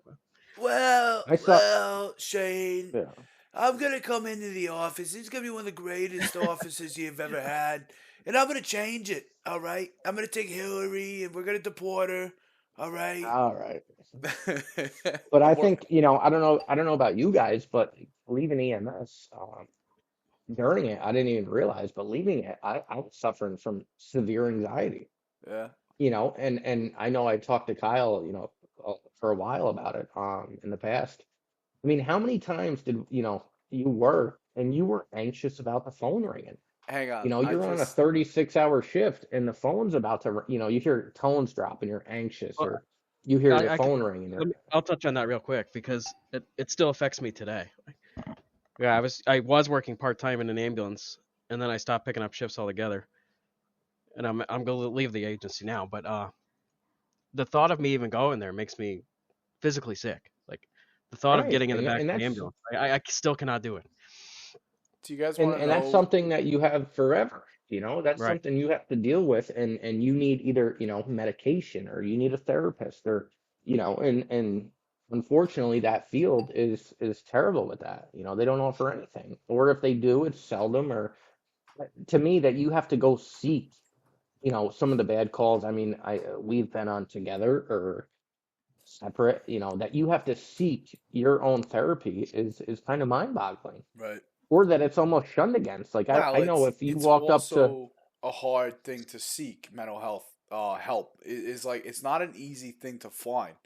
When you look for therapists, it's psychiatrists, but it's not easy to find. And then when you finally find somebody, it's like, and then you're scheduling issues due to your job, and then like do I jive with this therapist? No, okay, and it's not an easy like Well, mental and health forget in about general finding is a a terrible doctor thing. now. It's just Oh yeah, well, it's also you're different. It's also different 3 or now 4 months speaking out. on it. It's also I different now speaking on it also at 32 versus 22. You know what hang I mean? on, At 22, I didn't care. yeah. Well, Mark, At 32, I'm like, damn. I'm gonna get to you in a second, Mark. But you guys want to know what made me the most anxious while sleeping on the job? Was what? was working with Shane in the same bunk room because he has sleep apnea, and Shane. So if I didn't fall asleep before Shane did, I was getting no sleep that shift unless I used to like. So if Shane fell asleep because his sleep apnea is so bad, if Shane fell asleep before I did, I would pray that a call would go out because I'm like, we gotta try to go on a call, reset this, and then I fall asleep before him because So Shane would take a breath. He would happy. like, you would hear him It's take a it's still breath. the same, Kyle. You would hear him take a breath in, and it'd be like, and then he wouldn't breathe for 2.5 minutes, and I'd be sitting there with my head on the pillow going, is he dead? That's I was like, that's this the is way it. I was like, he that's just the took way his he last wanted to go breath. out, I man. was like, he just took his last breath. Oh my god! And then all of a sudden he'd go, and I'd be like, oh god, thank God he's alive. He's alive. He's alive. And then I like put my head back down to sleep, and then it'd be like 3 minutes, no breath. I'd be like, there's no way he's alive. He's got to be dead. And then he'd do it all over again. I'm like, Jesus Christ. So yeah, if I didn't, or like Shane, I've never told you this, but if he fell asleep before me, I'd do like little subtle things to try and wake him up. Like I'd throw like a sock at him or like I try to like bang the locker, or like one I'll time be Are I you honest, my you told. know are who, you are you my wife, Kyle? Well, Uh, I was your work wife for a okay. long time. Yeah, That's true. That's true. I'd I'll like. be honest, you know who was pretty bad was and this is no disrespect, and he was on the pod earlier. Was With I remember Butters. my first shift with Butters, and I slept in the same bunk room, and he always slept with earbuds on, and I think he was driver training me, and I remember whoever I was with in the bunk room, had been there a long time, and I remember like him laying down, and he must have fell asleep. And the person, whoever was in the room, it might have been Russo, whoever, it was someone, who's known Butters forever. And, or maybe it was Gardner, somebody. And it was like, they looked at me and they were like, good luck getting to sleep, buddy. And like, I was brand new, I was newer. And I was like, okay. And I What are you remember gonna sitting fuck in, me? I remember looking in the bunk room for like 2 hours, staring at the wall, listening to Butters snore. And I'm like, holy shit. My first Like, time I'm sleep. never going to sleep. My first time sleeping in Central, it was like me and Butters on the ambulance together. Adagi was there, Gardner was there, and then I don't remember who the medic and driver were, but like everybody slept in the left bunk room, and then I Yep. signed up for the right one. It was me and Butters in the right one, and Daji was like, "Yeah, bro, you're not gonna sleep tonight." And I was like, "Oh yeah, no, I'll probably be all right." And he's like, "Nah, you're not gonna sleep tonight." And like I remember I got into the top bunk, laid down, I got all my stuff settled down. I'm like, "Oh, everything's all good." The Butters got in, and he's like, "Yeah, man, good night, buddy." I'm like, "Yeah, good night, Butters." And then, dude, it sounded like a sawmill. I was like, Jesus Christ. That's what I mean. I could sleep through anything. I knew if I saw Butters go in the bunk room, I'm like, all right, couch it is. I'm sleeping on the couch Listen, tonight. with Shane falling asleep before me, there were times when I would like text or call Pettigene or whoever was dispatching and be like, "Hey, call the station," and then be like, "Oh, sorry, I called the wrong station." Like it's just Ah, that explains a lot. Pettigene was always gonna be like, "Dude, Shane is tearing the entire station down right now. I cannot fall asleep." Call the Well, I station mean, and then be like, "Oh I shit, I used meant to to work call with a Central." guy I thought was gonna kill me in my sleep when he Oh wasn't my waking god, me. dude! You remember when he used to wake up I'm not gonna screaming? name drop, I'm but not saying the names. He would bake, dude. He'd either, PTSD nightmares. But I mean, but he was like fucked up, Can fucked I up. get, is that TA? Can I get some? yeah, yep, yep. Okay. Okay. All Well, right. now I just want to everybody make sure knows. Now everybody knows. I just want to get on the same page. I want to laugh at the joke. So, He'd either Yep. he'd You wake can up lock in the I me do up middle in of want the to the night. circle bathroom. back. I do want to circle back, and not to take over your podcast. I'm curious. Mark, being in that industry, do you have any anxiety, or are you? I think you and I talked about it earlier in the week. I mean, yeah. I mean, it's just natural, I feel like, but it's how do you deal with it? Well, Do how you how have? how do you deal with it, Mark? That's what my question was gonna be, because Shane's not necessarily doing EMS anymore. Like obviously you do part time, Shane, but me and Adam are both Well, out. But like, I do EMS, so it's just first response. But right, like what did you do, Mark, to stay in for? And you've had a longer career than all three of us. So like, what did you do? Pray. Are you a religious guy, Mark? I mean, this is a new revelation. Jesus I Christ, never, I That's never, Mark's sweet, a bro. fucking Bible thumper. I'll be honest. I'll be honest. I go to church on Sunday. I don't see you there, buddy. You live in a completely different county. that's fair. But no, you Oh, we lost him. Did we lose him? Uh oh. We just lost him. The most important Yeah, part of the that's what he podcast. gets. That's what he gets talking Yeah, about God, he and started. Oh, you God believe just in struck God. him. Yeah. Is there anybody in He just Gilderland got that could struck. check on Some Mark? He just got somebody struck get some down by lightning. EMS. Mark is dead. For anybody that was listening to this podcast, Mark Scholer has just died. He got struck down by lightning. God has killed him. Matthew screen 31:29. no. What I mean, what do you do?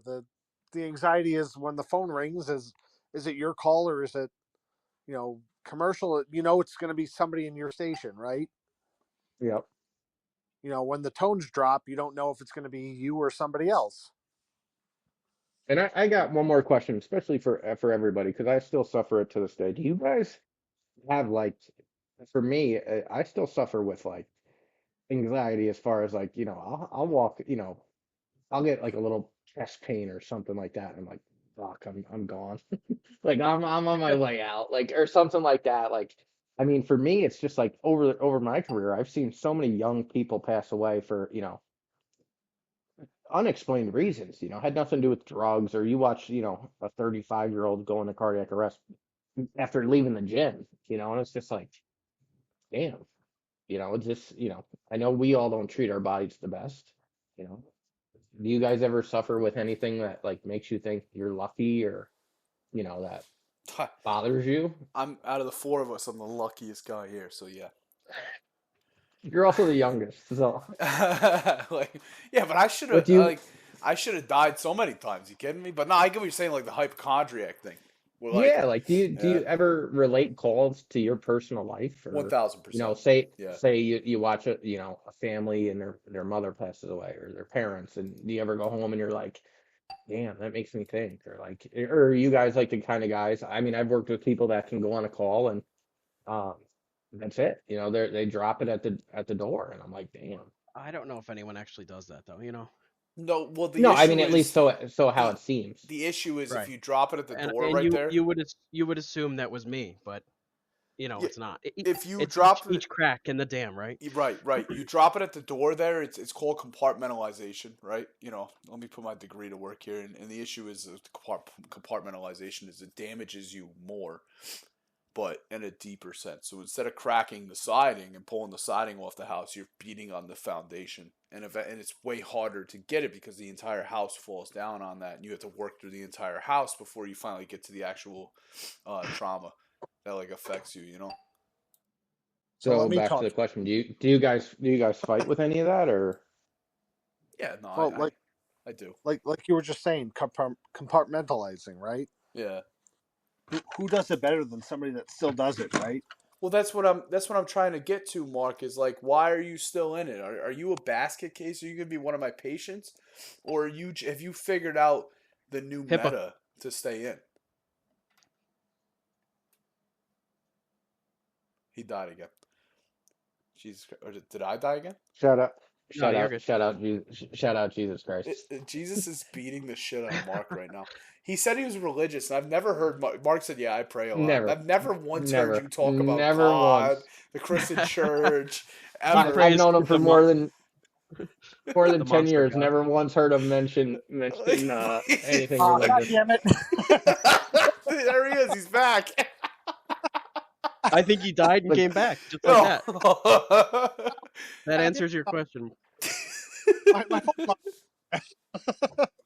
the We the can the go ghost healthiest of Christmas past here. Screwed. the healthiest our relationship. We can't hear you, buddy. Mark, Jesus Christ, Mark. What the fuck are you doing, bro? Just destroy the 2 hours of recording. That's fine. I really I had the most epiphanous moment, and nobody heard it. Yeah, Nope, not a word. we didn't get a single. I thought you That died could have again. been the best information we needed in our lives. It would have been what broke promise us through. Just imagine what could have been. All right. It was an eargasm of information. So do you No, want to but try it again? finding a healthy relationship is probably the best thing that could come out of a career like this or anything else. Right, you married a nurse. So what you're telling everybody is that they should marry a nurse. Is money? Yeah, money buys happiness. Yeah. No, finding a woman who stands and make you a better person, wants you a better person. No, I 100% agree with that. And someone who cares and listens. And again, it doesn't have to be a wife to me. It could be a It could be friend, a husband. it could, Correct. well, yeah, whatever. But it could We don't be judge. whatever you believe in. But again, it could be a friend. It could be a family member. It could be, I think, but again, when you're in that industry and you're trying to talk to someone who's, just say a truck driver, the Yeah. truck driver has no common knowledge of what you're going through, Adam and So Kyle. I think that's why a lot of firemen and people like that marry nurses, and a lot of this field. Oh, that's why. And as you guys know, I mean, I don't want this to sound bad, but EMS is like a cesspool. Everyone's together. And I think that's a huge Definitely reason why together. Yeah. everyone dates inside that industry and ends up. I know a lot of people married inside the industry, and I mean, I don't even know how that would work. I mean, that's got to be a tough marriage. Right. Well, do you find not just marriage, but do you find the dark humor doesn't work in the outside world?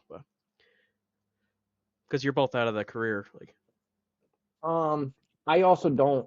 I don't want to say associate with a ton of people. I mean, again, I'm two kids, Well, do you? married. I've definitely told jokes that to us would be funny, right? We're all EMS people, and then they look at you Yeah, like you're in horror. Like, what are you yeah. talking about? You know.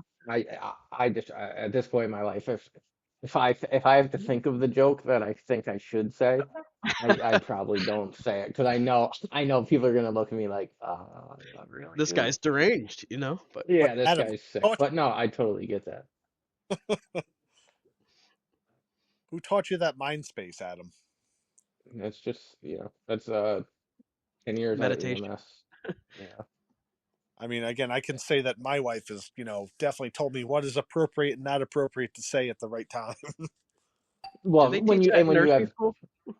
no, they teach that in Parenthood. When you Mm. when you when you have to watch what you say, and it's like, Kyle and I haven't learned that one yet, but Yeah. No, we're still waiting on that. So, so no. I guess like I wanna get into some dark shit, or do we go? What do you guys? Hang on. Let me ask what you guys want to do. You guys want to go deep and dark, or you guys want to go more funny and I fucking happy? I want both. I think, Okay. yeah, no, I think I would personally, with the Well, let four me of ask us you and the guys this too. relationships we I mean, have. how long you guys got? Because we could split this up into different episodes. But Lean on me. We could do 2 episodes. I don't care. yeah, I mean, I got all night. I know Shane's got to work in the morning. He's got to go work his cushy job where he's going to do nothing. But yeah. Wait, No, I mean, I don't. I'm open to going another hour, and you can split it up into two. we could do that. What are we at time? We're at 90 right now, Oh, and okay. we're just scratching the surface. But we're starting. I mean, like Butters if you, went 2 hours, so we yeah, could we Well, could go 2 hours. here's my let's go thing. Here's 3. my thing. Here's my thing. Let's do Here's my 4. thing. I'll be honest, and this obviously needs to be cut out to an extent. Well, it's not I going to do get think cut we out. should. It's got to get cut out. I think we should touch base on, the deep dark and what the podcast is about. I mean, I Yeah. think a lot of the previous pods have been funny stories, but if you're really looking to touch Well, that's on what why you want to touch that's about, why then I it bring needs. in a guy like you who has been there with me, and then it like so I don't know where do we start with this though? You know, do we Well, I think we go talked about back calls? pre-pod. Do we go No, people we lost? I mean, I mean I think that's the it. ultimate failure of mental health right there. I don't even think it needs to go that far. I think that it needs to go, just from, again, personal experiences with you, personal experiences. I mean, look at someone like Shane. You Right. know, um, he's had no that I'm Well, aware of. He's Shane's had no.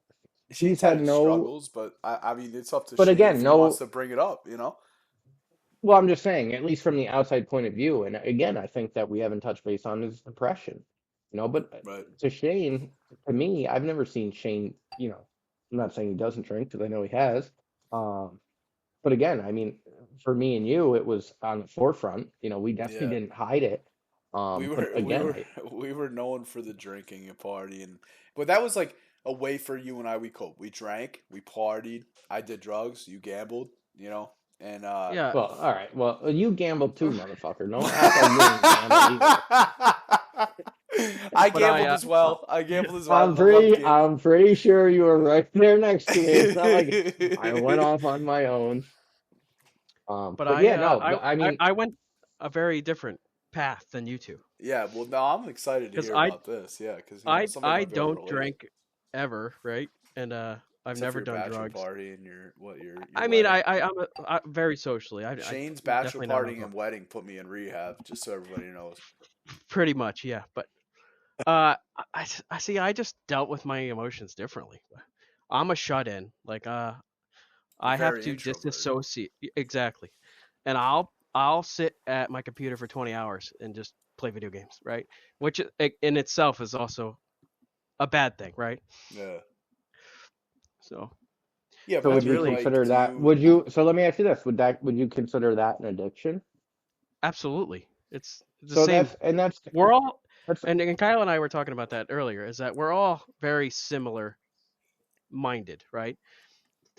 Well, In this, so the interesting part when you look at the somebody's gonna call me out on this because obviously I'm not like a biologist or whatever, but I know a bit about neurotransmitters and brain chemistry and shit like uh, that. The Mark. same. You didn't pass him. You didn't pass him as a paramedic, but now he's a doctor. Gotta remember, my Guy major did was psychology, so Well, so guy Mark, did I three mean, Mark, you can podcasts. He's kind a of doctor. right. I am a doctor. Well, eventually I will have a PhD, and you will address me as Doctor Franklin. But Mark, you can kind of all address it, right, or Dr. Phil. thank you. Well, now we're gonna go to break, and next out is Mark Scholer. He's gonna talk about neurotransmitters and the parasympathetic nervous system. Thank you, everybody. But so Well, impersonation's not on here. but like you can kind of touch on the fact that like with addiction and stuff like that, a lot of the neurotransmitters that get um put out are very similar to like the adrenaline response, I guess, or whatever, like when you're talking about sympathetic versus parasympathetic nerve system. So in reality, a lot of us being addicted to that adrenaline is just showing that we have addicted personalities. And just because Adam and I chose very toxic and damaging and forefront kind of addictions, I guess, in reality, we're all addicted to that adrenaline rush just from the job itself. I mean, like, Mark, would you say it's similar, I guess, um, when it comes to neurotransmitters and stuff like that? Like it's similar in that way, or no? I think definitely you alluded to it in earlier episodes that that's what draws people to this career in general, Right. right? I mean, it's what are you going to do with it once you're in that career? It, not a lot of people, again, the 6.5, right? Yeah. Not a lot of people are built for that. It's not anything against you, Kyle, obviously, but I didn't think you were ready at the time, but it's not to say you weren't ready for it in the long run. It's just Yeah. you don't want to just pass people to pass people. It's not an easy career, that's for sure. No, I mean, like, and it's so the step up from EMT to paramedic is massive. Um, True. Especially when it's just you're working on a two-person crew. I mean, there's times you can get out there with a partner that is really good. I got lucky to have partners like Shane and Adam and stuff like that when I was working as paramedic. But Well, um, EMS as a whole is weird, right? Because you right, start and you're there. Like there's no probationary period. It's just fly, bitch, and they kick you out of the nest. yeah, Where like the fire Well, then department, you'd you probably be firefighter, lieutenant, captain, chief, and there's just you're in it. That's it. mm-hmm. You're in the back with somebody trying to beat your ass, a and you hundred don't know what but to percent. do do, you right? but do you think commercial they put you out faster strictly because they know that at least the Yes and responding, at no. least for Mohawk fire department's there, so they have an extra like Well, insurance I don't area. think Yeah, I I don't think think it so has to do because with that. I think it has I to do. do with availability and crew Well, that's numbers. what I was going. Yeah, that's exactly what I was Yeah. going at. I And mean, those because are also careers. we all know people that passed that we were like, But you're cleared, well, that's you're what I good to touched on go. before, where it's like you can really fake it and like get out there as an EMT and do it. But like when Mark, as obviously when I first got out of paramedic school, Mark would not clear me because I was not ready. And like you cannot fake it as a paramedic. There's no hiding as a paramedic. No, And I had to True. develop mentally or like not mentally but like maturity wise and experience wise before I was ready to really work as a paramedic. And um, then I was a pretty okay paramedic. I don't know. I worked with You Shane a know what, lot as a Kyle? The paramedic, but thing I can say as far as going through your paramedic, you can't fake experience. no, you can't. You right, really need right. that There's a experience. lot of things. There's a lot of subtle unwritten things you can't speak of going through school, and that's just the general makeup of a call, how fast things should move, is a patient sick, not sick. You know what's You really know, funny? You know what's really funny? And like, I guess like in a way it's similar to this like podcast and EMS and stuff like that, but it's not. But like, I'm in school now for social work, and a lot of my internship stuff is I deal with prisoners and stuff. Like I do therapy for prisoners, and I've gotten 100 on every case conceptualization and videos I've sent in and stuff like that. And they're like, wow, like how are you so good at just like doing assessments and like interviewing and open ended questions and blah blah blah. And I'm like, you know, doing assessments as an EMT or paramedic, like that's all you do. So I was like conditioned for it, and I didn't realize now until I started having to evaluate other students' therapy sessions and stuff like that, like how hard it is just to talk to people, like just Right, and that's talk. 99% of the job, right? Yeah, Is talking to people, it's a very doing hard your skill to detective earn. work. And that's where experience is most important, I think, too. Like you said, Bull Market is also subtle Right, because nuances what's and the stuff. hardest thing But for a new yeah, EMT to do? Talk and treat patients because they don't know how to talk to people. Right, because we all know the blood pressure 99% of the time is 100 over 80 with a pulse of 80, and well, I that's the mean it's difference between in hospital and out of hospital. And I might get flamed for this opinion, but I think that's the difference between the two because in hospital there's a team of people, right, that all assess a different thing, blah blah blah, and like but when you're out of hospital, it's you and your partner, and you just gotta have like not only do you have to have knowledge on how to treat a patient and assess a patient, but you also have to have a good personality and an ability to, I guess, uh, just be a good, like bedside manner. Like you have to really develop that too. Like yeah, but I it's don't know if bedside. I think bedside manner is more, again, whether you have a good heart or not. I mean, I personally I've walked like in with good bedside manner all since day one, but I've known yeah. people that they were just it was like they didn't care, so I don't know if not bedside manner is more of not again to pat myself on the experience. back. I mean, that's the one thing I really pride myself on is the bedside manner aspect of the job. Well, so I want to stroke myself off a little bit, but Shane, I mean, like, Uh, who had great bedside manner you worked with? my You, father. Kyle.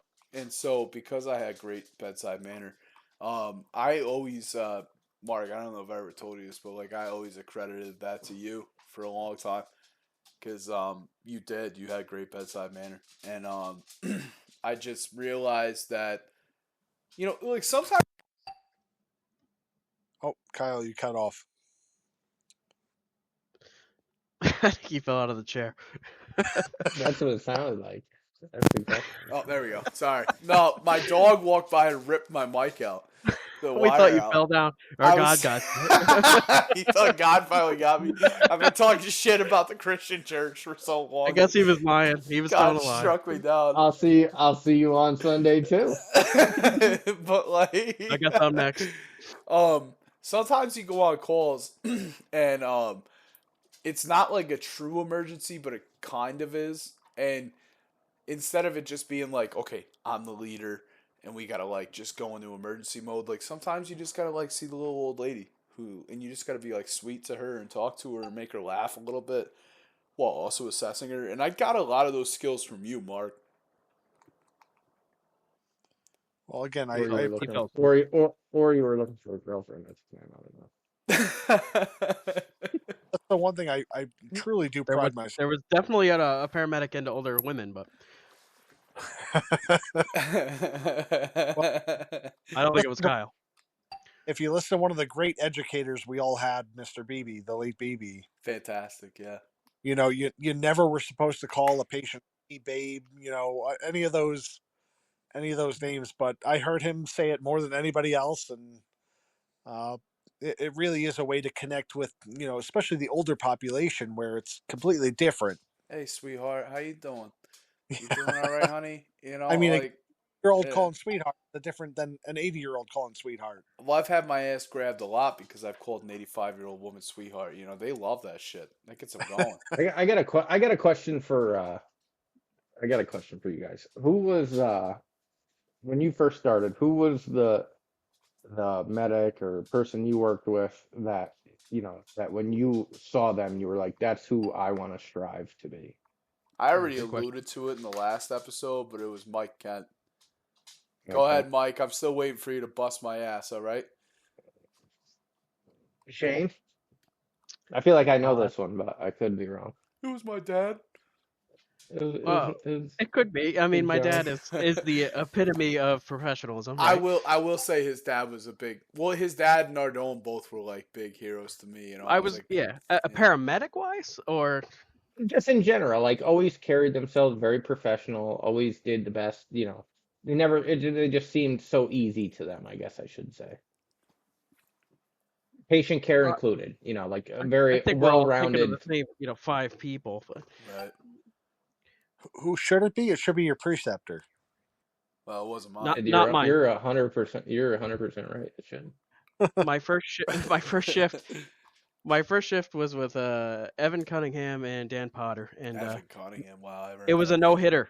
I didn't do a single call. No way. It was Shane's first and last. No, you and I had no hitter actually. I can't No, say that. I had more throughout the years, but I'll be honest though, Evan was pretty good. I haven't heard that Full of name in so knowledge. long, man. And smart that's pig. somebody like you said that name, and I'm like, holy shit. But That was he was my driver, one of my driver trainers.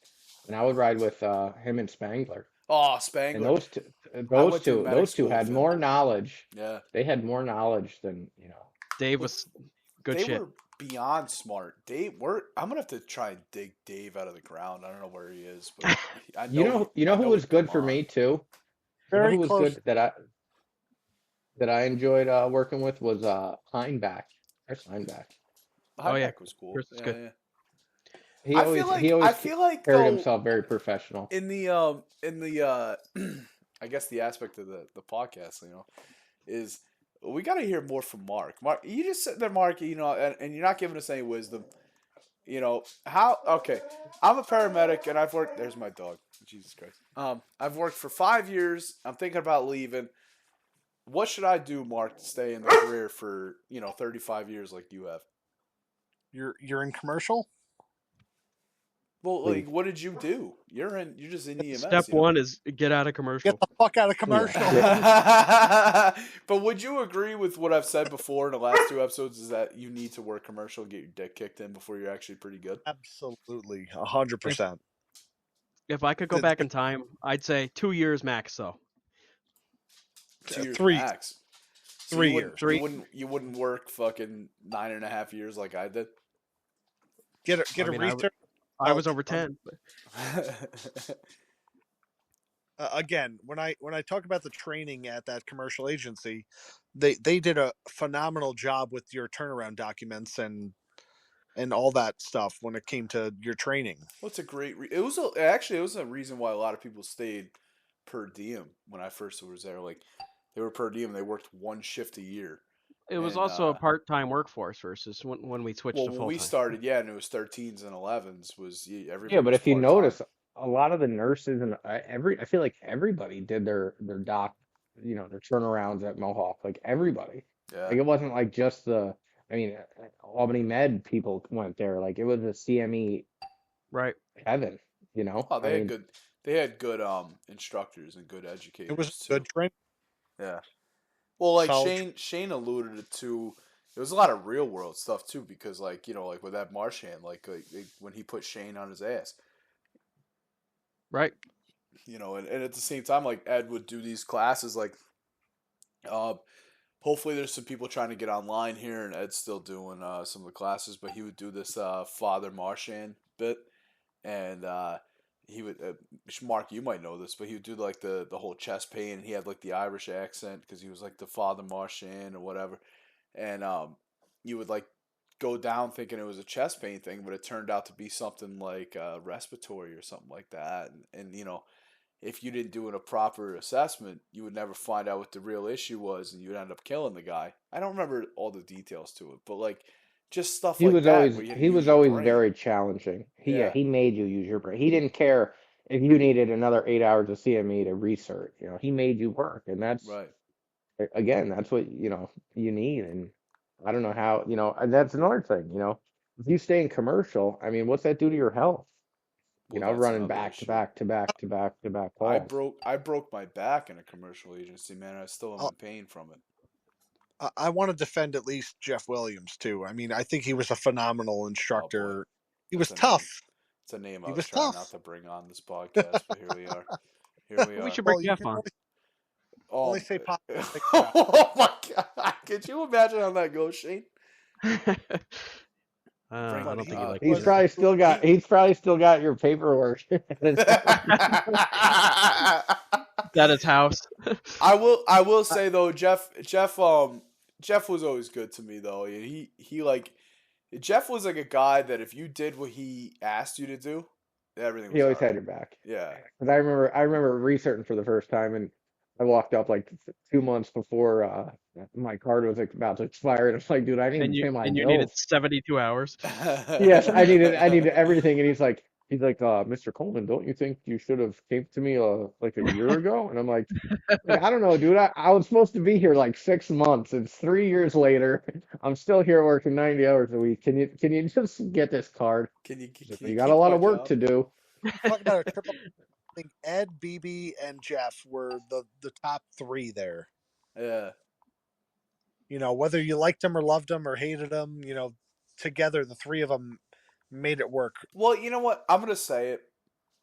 Maybe it's the There was a beers. sleepy guy. Maybe There was a maybe sleepy guy involved in that too at one maybe point. it's the beers that have gotten into me, and I shouldn't say it, but I'm gonna say it. I think the issue was when Jeff would sit up there in the front of the classroom in that fucking tall ass, whatever chair, and he'd have his tight ass pants on, and all you could see was his ball bag. Why are we looking at his balls? You couldn't not. You could not do it. He had these tight ass khaki pants on, and it was this giant round bulge just fucking hanging on the side of his leg. All right, wear some bigger pants, Jeff. All right, All right. Jesus. Dude, I remember when you had talked about Ed, and I loved Ed. I worked with Ed at the track a long time.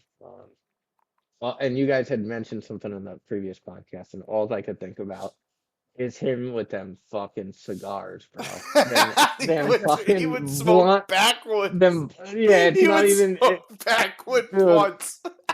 It wasn't even a cigar. He would smoke the shit you were rolling weed The in. same thing that you would unroll, take the fucking shitty ass nicotine out from the middle and put your weed in to roll it up. He was smoking Oh back. my The first God. time he pulled a backwoods bag out, I said, "There ain't no way he's getting high on shift." We're rolling a blunt. We're rolling a blunt right here. All right, we rolling a blunt. All right. Dude, he Kyle, would smoke them things. we mentioned about addictions. My Yeah. addiction started at Mohawk. Well, what addictions? Nicotine? Nicotine in general, smoking, cigarettes in What general. about your caffeine addiction, Mark? Well, you listen. Yeah, if there's any addiction you have, Mark, it was fucking caffeine. Well, if you want to, Mark, did you ever do cocaine? no, never Don't drugs. ever do it. Don't ever do cocaine, Mark. I Nope. swear you'll never come out of the rabbit hole. I won't. I know that. That's why I never did. I think he used to snort Monster. Oh, 100%. Well, I'm on the Celsius now, so Well, you know A they're little bad. healthier. You know they're Little bad healthier. for you, right? They say it's healthier. Mark's gonna have fucking genitalia cancer in like 3 years. He'll be like, yeah, it turns out Jesus Celsius. Christ. I love Mark. I don't want him to get it, but he's gonna get it. That's what they told me was gonna Yeah, but happen with Celsius. You're talking about a lot of ball bags. A lot of ball bags in your Yeah, we gotta settle the ball tip. If there's one thing that I've seen a lot of is ball bags. All right. Dude, not to bring up a funny story. No, please do. Do you remember you had a house party one time you were playing beer pong and your famous beer pong move? Oh my god! Yeah, listen. So, do you want to tell him, or you want me to tell him? No, No, I'm not Adam, you telling. tell. No, but Just Yeah. remember, No, Adam. My mother listens to this podcast. yeah, She's already we'll leave it disappointed. at that. We'll leave it at Basically, that. what I would do during beer pong is I have a rather voluptuous ball bag, and I would take it out and put it on the table when people were trying to hit the last cup. Oh. I'm sorry, Ma. I'm so sorry. Oh, you thought she couldn't be any more disappointed. come on. She's been so Okay, disappointed. she can't be disappointed at that thing. Listen, she created it. she she's like gave me so many motivational words on every podcast I've done, and I feel like Kyle, I just got to get the cat out of the bag here. How many people at Mock have seen your penis?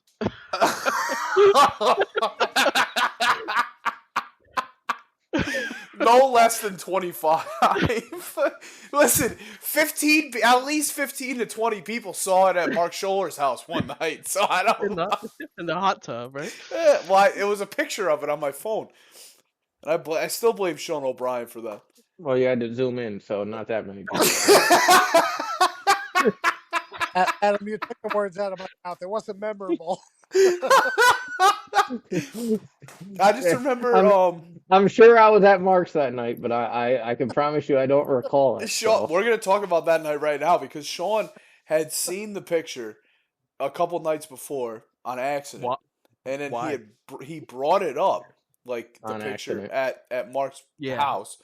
That's what they call it. I was sending Sean a picture of something, and it turned Yeah. out that I had my penis in the picture on accident. All right, we'll just leave it at that. Okay. Yeah, because I don't want you to bury yourself any deeper than you are, honestly. Because there's no way you should be sending a picture that your penis just happens to be in. I'm just saying, I'm 32 years living. I've never sent a picture where my penis is in the picture. And so, I don't know about you, Shane, but I'm sure you feel the same way. No, I understand. I think it wasn't an accident, Kyle. And so, Mark, you send any accidental dick pics? To a significant other, no, not at all. You're right. And, yeah, look at these new pair of shoes I got. Sorry, it's my dick.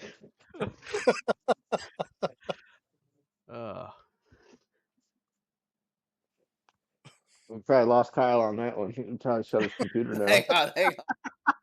He shut it off. He's done. He's trying to dig himself. I'm still here. I can't stop laughing. Dude's on his own podcast about mental health. He's sending. It's like, yeah, I sent this accidental picture to my coworker of my penis. It's so many. It's not even that. He doubled down on it and then showed everyone. Yeah. No, but so the way it went was a lot of us were in the hot tub at Mark's, and and so Sean's like, anyway, so I seen a picture of Kyle's dick the other day, and I went, wait, it was hickey. It was hickey. Like, well, now you got to show everybody, and then that's how it went. And everybody's seen it. Mm-hmm. Yeah. And I'm sure if you ask all those 25 people, nobody remembers it. And I say that with love. You're blessed with maybe a big ball bag. But... Adam, maybe, but it's very disproportional. Adam, maybe an hour and a half later, died of alcohol poisoning. And somebody had to, call his girlfriend at the time to come pick him up. But do you remember how I resurrected you that night, Adam? Yeah, you gave me a beer. Yeah, I forced you to chug a beer, and then you just came back to life, and somebody mopped us with a wet mop. That night was fucking Jesus Christ. That was the worst night ever, but because of where we came from. But I mean, right again, man, and that's it was just going through a rough time of death and dealing with emotion, and that's how we dealt with it. And it was apparent to a lot of people that it was wrong, and we just thought this is normal. Mark just cracked his fourth monster of the night. That was a blueberry wheat ale. Jesus. But I do want to say, to those people that did care about us. I mean, when I say we weren't great. I mean, we were pretty bad. Yeah. So I do want to shout out those people that did stick their necks out and say, hey, I think you do have a problem, because there was so many people that laughed at it and made jokes of it, and kind of put us in the category of these two degenerates. And Well, So so there was definitely some people that genuinely cared, you know and what's interesting is so when I had got the help, and obviously last episode I talked about it. So like, I'd gone to 72-hour hold, mental hospital, and then rehab and all this and that. And I lived completely sober for a long time, over a year.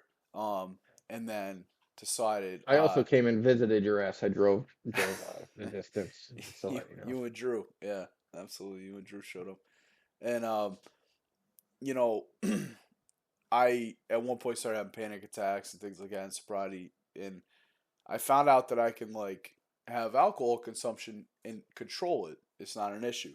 I haven't tried the drugs yet. I'm not going to. Yeah, I was gonna say Well, that. I don't think so.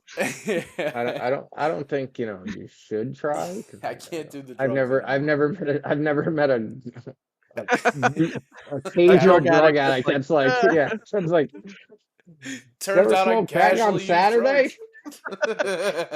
I only smoke crack 3 times a week to take the edge but off.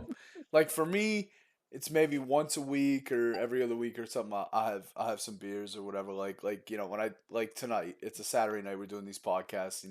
I think and I'm having some beers with you guys or whatever. But like for you, Adam, too, your drinking was terrible, fucking terrible, just as bad as mine. And you still drink to this day. Like you didn't completely go abstinent with drinking. I mean, like, do you struggle with it at all sometimes? Like, do you feel like you need to use drinking sometimes as a coping mechanism or no? Yeah, honestly, sometimes. I mean, and I don't think, um, I'd like to say no, but I mean, after a stressful day, two young kids or a rough day at work, Yeah, you know, um, I'll come home and have a beer, and it does relax me, and that scares me that, think about that. But in the same token, um, I'll have two beers and that's it, you know. So it's much different than before, where I think my problem was once I started, I didn't want to stop. yeah. It was balls to the Well, wall. that I'm was always your drinking, issue. Yeah, I'm blacking out, and so much more an average, um, normal, I guess you could say. in But in AA they talk about two different alcoholics. They talk about that alcoholic where the Adam is, where it's like he doesn't always have to drink, but when he drinks, there's no barrier. Like it just goes until he either blacks out or runs out of alcohol, right? right. And then there's And I'll be the honest, when I think about it, every bad thing that's occurred from drinking, like when I look back, I'm like, I've never drank and like excessive and been like, oh, that was a great time. It was always right, like, what a terrible idea that was, or, I right. can't believe I did that, or, so, I mean, that should tell people. I mean, drinking's just as dangerous as substance abuse, Well, I think you know. drinking's more dangerous, but we could touch on that on another time. But like, Yeah, it's more readily available. yeah, well, that's the issue. But then, like the other, the other alcoholic they talk about in AA is like, you got the guy that has no control when he starts drinking, but there's the other guy that like has to drink every day, or else it's like he can't not survive. And that was me. So Adam and I were perfect pair for each other. Like for me, if I wasn't working, where like I legally couldn't drink, that was the only time I wasn't drinking. If I wasn't working, I was drinking every day. Like there's no water going on. It was just drink, drink, drink, drink, drink, alcohol, alcohol, alcohol. For Adam, it was he could survive days on end without alcohol, but like as soon as that fucking alcohol touches his lips, like It was a we were wrap. drinking until you either passed the fuck out or ran out, And so I guess it's like an interesting way to look at it. Obviously I mixed in drugs into the aspect, and that was a big vice for me. But we've kind of talked about a vice for Shane and me and Adam. I mean, Mark, do you? I mean, obviously caffeine, and you talking about nicotine, but like, there's got to be something. Like we all have addictive personalities. There's got to be something you have like a vice for you, or even like I maybe mean, you there's had an still issue with. Was it porn? no, definitely still. I'd say if you want to call a vice, nicotine, caffeine, and alcohol are the top three for any EMS provider. Right. So Do what? Well, what I was gonna ask, what's a bad day or like a bad shift for Mark look like when you get, obviously we know, like when I'm saying this, obviously we all know when we get off a bad shift where you did some bad calls and shit like that. So we're talking about nicotine. I'm putting a breaker in right now, but you know. Well, let's also not get it twisted. Mark wasn't my partner for 2 years because we were great EMS providers. We did we did have some good times, No, well, we after all had shift good and times together. I mean, fucking Shane and I used to down fucking 24 hot dogs each, like every time we worked together. But like I'm trying to talk to Mark here, like a bad shift for Mark. Like, say you go in and you have a bad call that's gonna fucking stick with you for a while, or you get your dick kicked in, or whatever. Like what does Mark do when he gets home for the next 24 hours? What's he like? What's that look like? It's entirely dependent on my responsibilities when I get off work. It's Well, let's you talk know about a I'm young Mark, right? You aren't married, you don't got the kids yet, you own a completely house. different, completely different. Bachelor Mark. Right. Let's talk about Bachelor bachelor Mark. Mark. Because I think a lot of people can relate to that because we're either divorced or we haven't got married yet. Right. Like, what's that look like when you get Go home from a ahead, Mark. bad Tell him. shift? Tell him. All right, I'm back. Sorry, locked out again. Which Mark are you talking? God's coming to get you. We're doing bachelor Mark right now. We're gonna do both Marks, but I want to That see bachelor Mark. Mark just relaxing in the hot tub and depending on what year it was, just hanging out with my dog. It's you and Bing. It's you and Bing living together. Well, me and Bing and Hans. Yeah. Han's the one that almost beat up Adam. Well, I I think I still have a picture on my phone of me and Hans, and we were You know, pretty tight. No, but like I guess like on a more like serious note, I mean, like were you going home and drinking, or were you what were you doing? again, bachelor Mark. Yeah, you go home, you have a drink, you hang out with your literal dog, like my dog Hans, German Shepherd. Right. Who has And your nothing but degenerate and and your love. degenerate partner. Right. Nothing but love and affection for your owner. Yeah. It doesn't matter what you do to fuck up or whatever. It just shows nothing but unconditional love for somebody. And Well, so also, besides Mark's dog, he also felt that way with the Domino's delivery guy. but so what Mark, does Mark, am I lying there, or is that somewhat true? I'm surprised we were on the same base, honestly. what does like say married Mark? Like what's the difference there? 100%. You know what your schedule is. Like when you come Yeah. home, it's for me again. I work night shifts now, so it's you get off work, cook breakfast, bring the kids to school, and, And go to do bed. all that a normal homeowner has to do. Yeah. Well, I think too, kids take up a lot of your time, so Oh, you 100%. have you don't have. I mean, if I'm sure, I'm not in that field anymore, but you don't have time to think. You're No. just go on the go, on the go, on the go, on the go. I've talked multiple times about how my son ruined my EMS career. But That's probably better off though. well, no, Yeah. it was absolutely what he needed. But Can I bring up one more point here? Then I'll bring. And this is going way back because again, you had Butters on the podcast. yeah, I don't know if you got out of EMS for like a half a stint and became full-time mailman, but I remember hearing a story from somebody, and you were taking over mail route for somebody, and you delivered Butters mail, and I feel like is that true? I think I In delivered him Clifton a Park, package because so when you but he worked was as like like a appalled that you were like, yeah, what the fuck are like you doing at you my would house? you would have to like do before Amazon started delivering their own packages, you do Sunday Amazon delivery. So like Sundays you deliver just Amazon packages. And I think one Sunday I fucking dropped an Amazon package off at his house, and he's like, "What the fuck are you doing? Like, go get on an I would have ambulance." loved to. I would have loved to be fly on the wall on that. And he lives at Bubba. Yeah, right. Just drop his address. Nice little neighborhood though he lives in. But yeah, the White House with the blue shutters.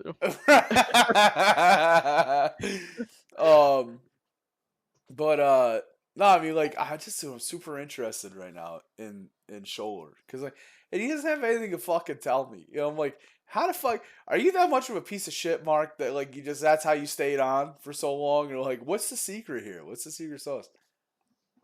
I think the secret sauce is just what got you into it in the first place. Well, no, because I still feel the drive, right? Yeah. Do Again, you do there. you still feel the comfortability and the complacency in the EMS as a whole? Going back to what Butters said, he never hired anybody that said, I hired somebody because they said they wanted to save lives, right? Right. Again, what got me into the business was I wanted to help people. I really did. Yeah. I think honestly, I said that probably in my interview, and I preambled that with, I know it sounds corny as shit, but that's why I do what I do. I do want to help people. It's just not. Well, I, I'm under the Gilderlin's taken care of. well. I have the realistic expectation of knowing what that means in this career. But I mean, It's not. so how do you handle the bad calls, Mark? Again, I think having a partner that understands what that means is a good start. Yeah. I But think again, I think Curvin really hit the nail on the head, and when he said, you need to take it as what it is at face value, and you're not the doctor. Yeah. Your job is to really bring that patient to the hospital and get them there so they can administer their care. So when he said that, I was like, wow, I wish I heard that 10 years ago. Well, Because Adam. I think a lot of people in EMS think I'm supposed to save this person's life when in reality, 90% of your care, yes, helps, but is it legit saving? I mean, that person has a 100% blockage no matter where he died. You're not saving it. Right. We're there to You make take it people very comfortable. personal. Adam, you and Yeah, I went on a fire very early in our career in Schenectady, and I think you know what I'm talking about, right? yeah. And Chase Street. so, um, with that fire, I mean, I was there way earlier than you, but so I got to kind of see a little bit more. But it was one of those kind of calls where there was people that were burned up, there was people that died. I mean, it was a major incident and stuff like that, and I don't know, it was like one of those things that like kind of like sticks with you for a while, I guess. But at the same time, it was like it's sickening because you get an adrenaline rush from it in a way because you're helping somebody on their worst day ever, and that's what like keeps you wanting to do the job. But at the same time, like when you look at it in hindsight, like regular old people, like they would not get excited over something like that, and I don't know, like major incidents like that. I mean, I think we've all been on a massive incident here. Like how do you guys like unwind from that afterwards? Smoke I at the think time. Smoke cigarettes. to get into the reasonings, Kyle. I mean, you compartmentalize it. You Right. really do. You talk to the people who you can talk to about it that can understand it. I'm sitting down here in my basement right now, looking at you know shadow boxes of all the agencies I've worked at and different helmets that I've worn over the years. Yeah. It's just you compartmentalize it into that category, and you really try not to talk about it unless you need to talk about it. Right. So Well. I guess my question is because at the end of the day, we all need EMS, right? Is it whether you're in it or out it? Yeah. I personally would never go back to the industry, but you need it.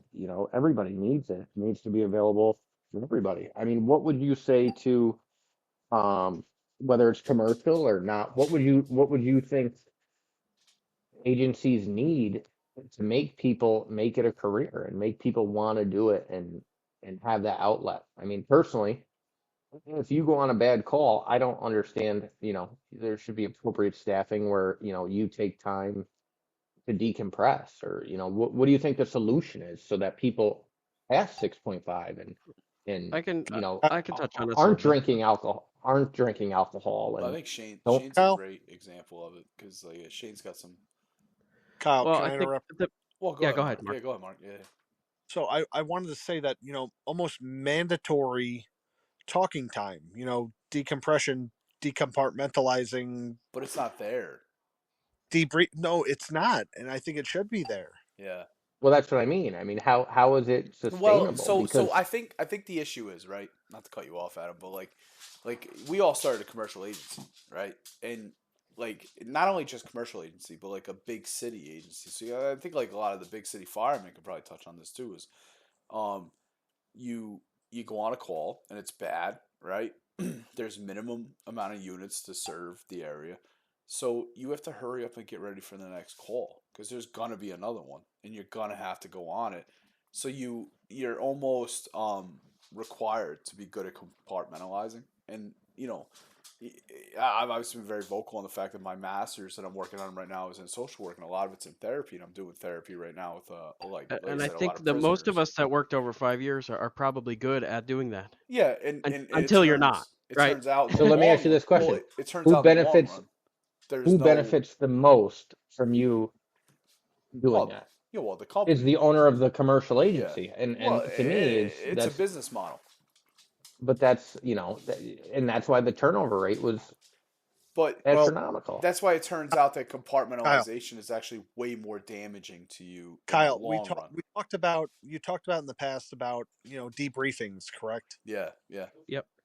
One stands out in my mind that was very eye opening to me. Was when I was with my volunteer fire department, and we had walks of life from paid fire departments, from uh, you know municipal EMS agencies, if you will. yeah. And it was amazing to see the way that different people took that incident and were able to speak about it. Well, I think it comes down to, and it's kind of what I'm trying to do with this podcast, right? Is that Right. um, the kitchen table talk or like the front of the station talk or whatever, when everybody's just kind of like we're out either having a cigarette out front of the station or we're all at the kitchen table having a coffee in the morning, whatever. And it's just everybody and we're just talking. And it's you know, all four of us are talking and we're all learning stuff, but the people that are listening can also kind of relate and listen to the conversations and be like, I've felt that way or I've been through that before. And it's like the whole AA model of things is like you hear something that you've gone through or the way that you feel in your head and you don't feel so alone anymore. Cause it's like, whoa, look at these guys that have made a whole career out of it, like Shane or Mark or whatever. Like they're still in it, and it's like, wow, they can still do it or like me or Adam that have gotten out of it and we're able to process what we have and stuff like that and stay alive even, And this is kind of what I'm trying to build here, I guess. And even I'll say this much: I'm super proud of Shane and yourself for where you've taken, or sorry, Adam and yourself. right. Shane too, but the people that have actually gotten out of the industry entirely. Yeah. It really isn't meant for everybody, and that's not a knock to anybody that tries to stay in it. It's a great career, but it's a very stressful career. So I say we're gonna get in some dark shit, I think. Um I'm gonna cut yeah. I'm just gonna cut this recording off so I don't lose it, so we save it, and then I'm gonna start a new one. Part And two. yeah, like a part two, and we're just gonna now. I think we're gonna get some dark shit here. I want to ask people about bad calls, and I want to like really get in, like deep dive into some stuff like that, and see if people can relate. So, We'll um, try to be HIPAA compliant. right, right. That's the end of part one, and this will come out probably a week. Well, probably like a few days from now Well, after we you have record. you have Pete mixing it, right? I hope so. Yeah, we're trying to get So if Pete. he does, then have him listen to it and try to get the Somebody, most. yeah, somebody will mix it. We are gonna hire a producer. We're hoping it's But I'm producer saying get the Pete. most out of it, and so it's I mean But there's yeah, some bullshit in there that can be cut, and so again, this is the end of episode 3. Like I said, there's resources out there. Here's two more people, Adam and Scholer. Like, if you know them or don't know them, I'm sure you can DM them or whatever, and they will absolutely talk to you or whatever. Same thing, like me or Shane, DM us. Give you some advice or give you your number. Like, just call us. Like, I'd rather you guys again.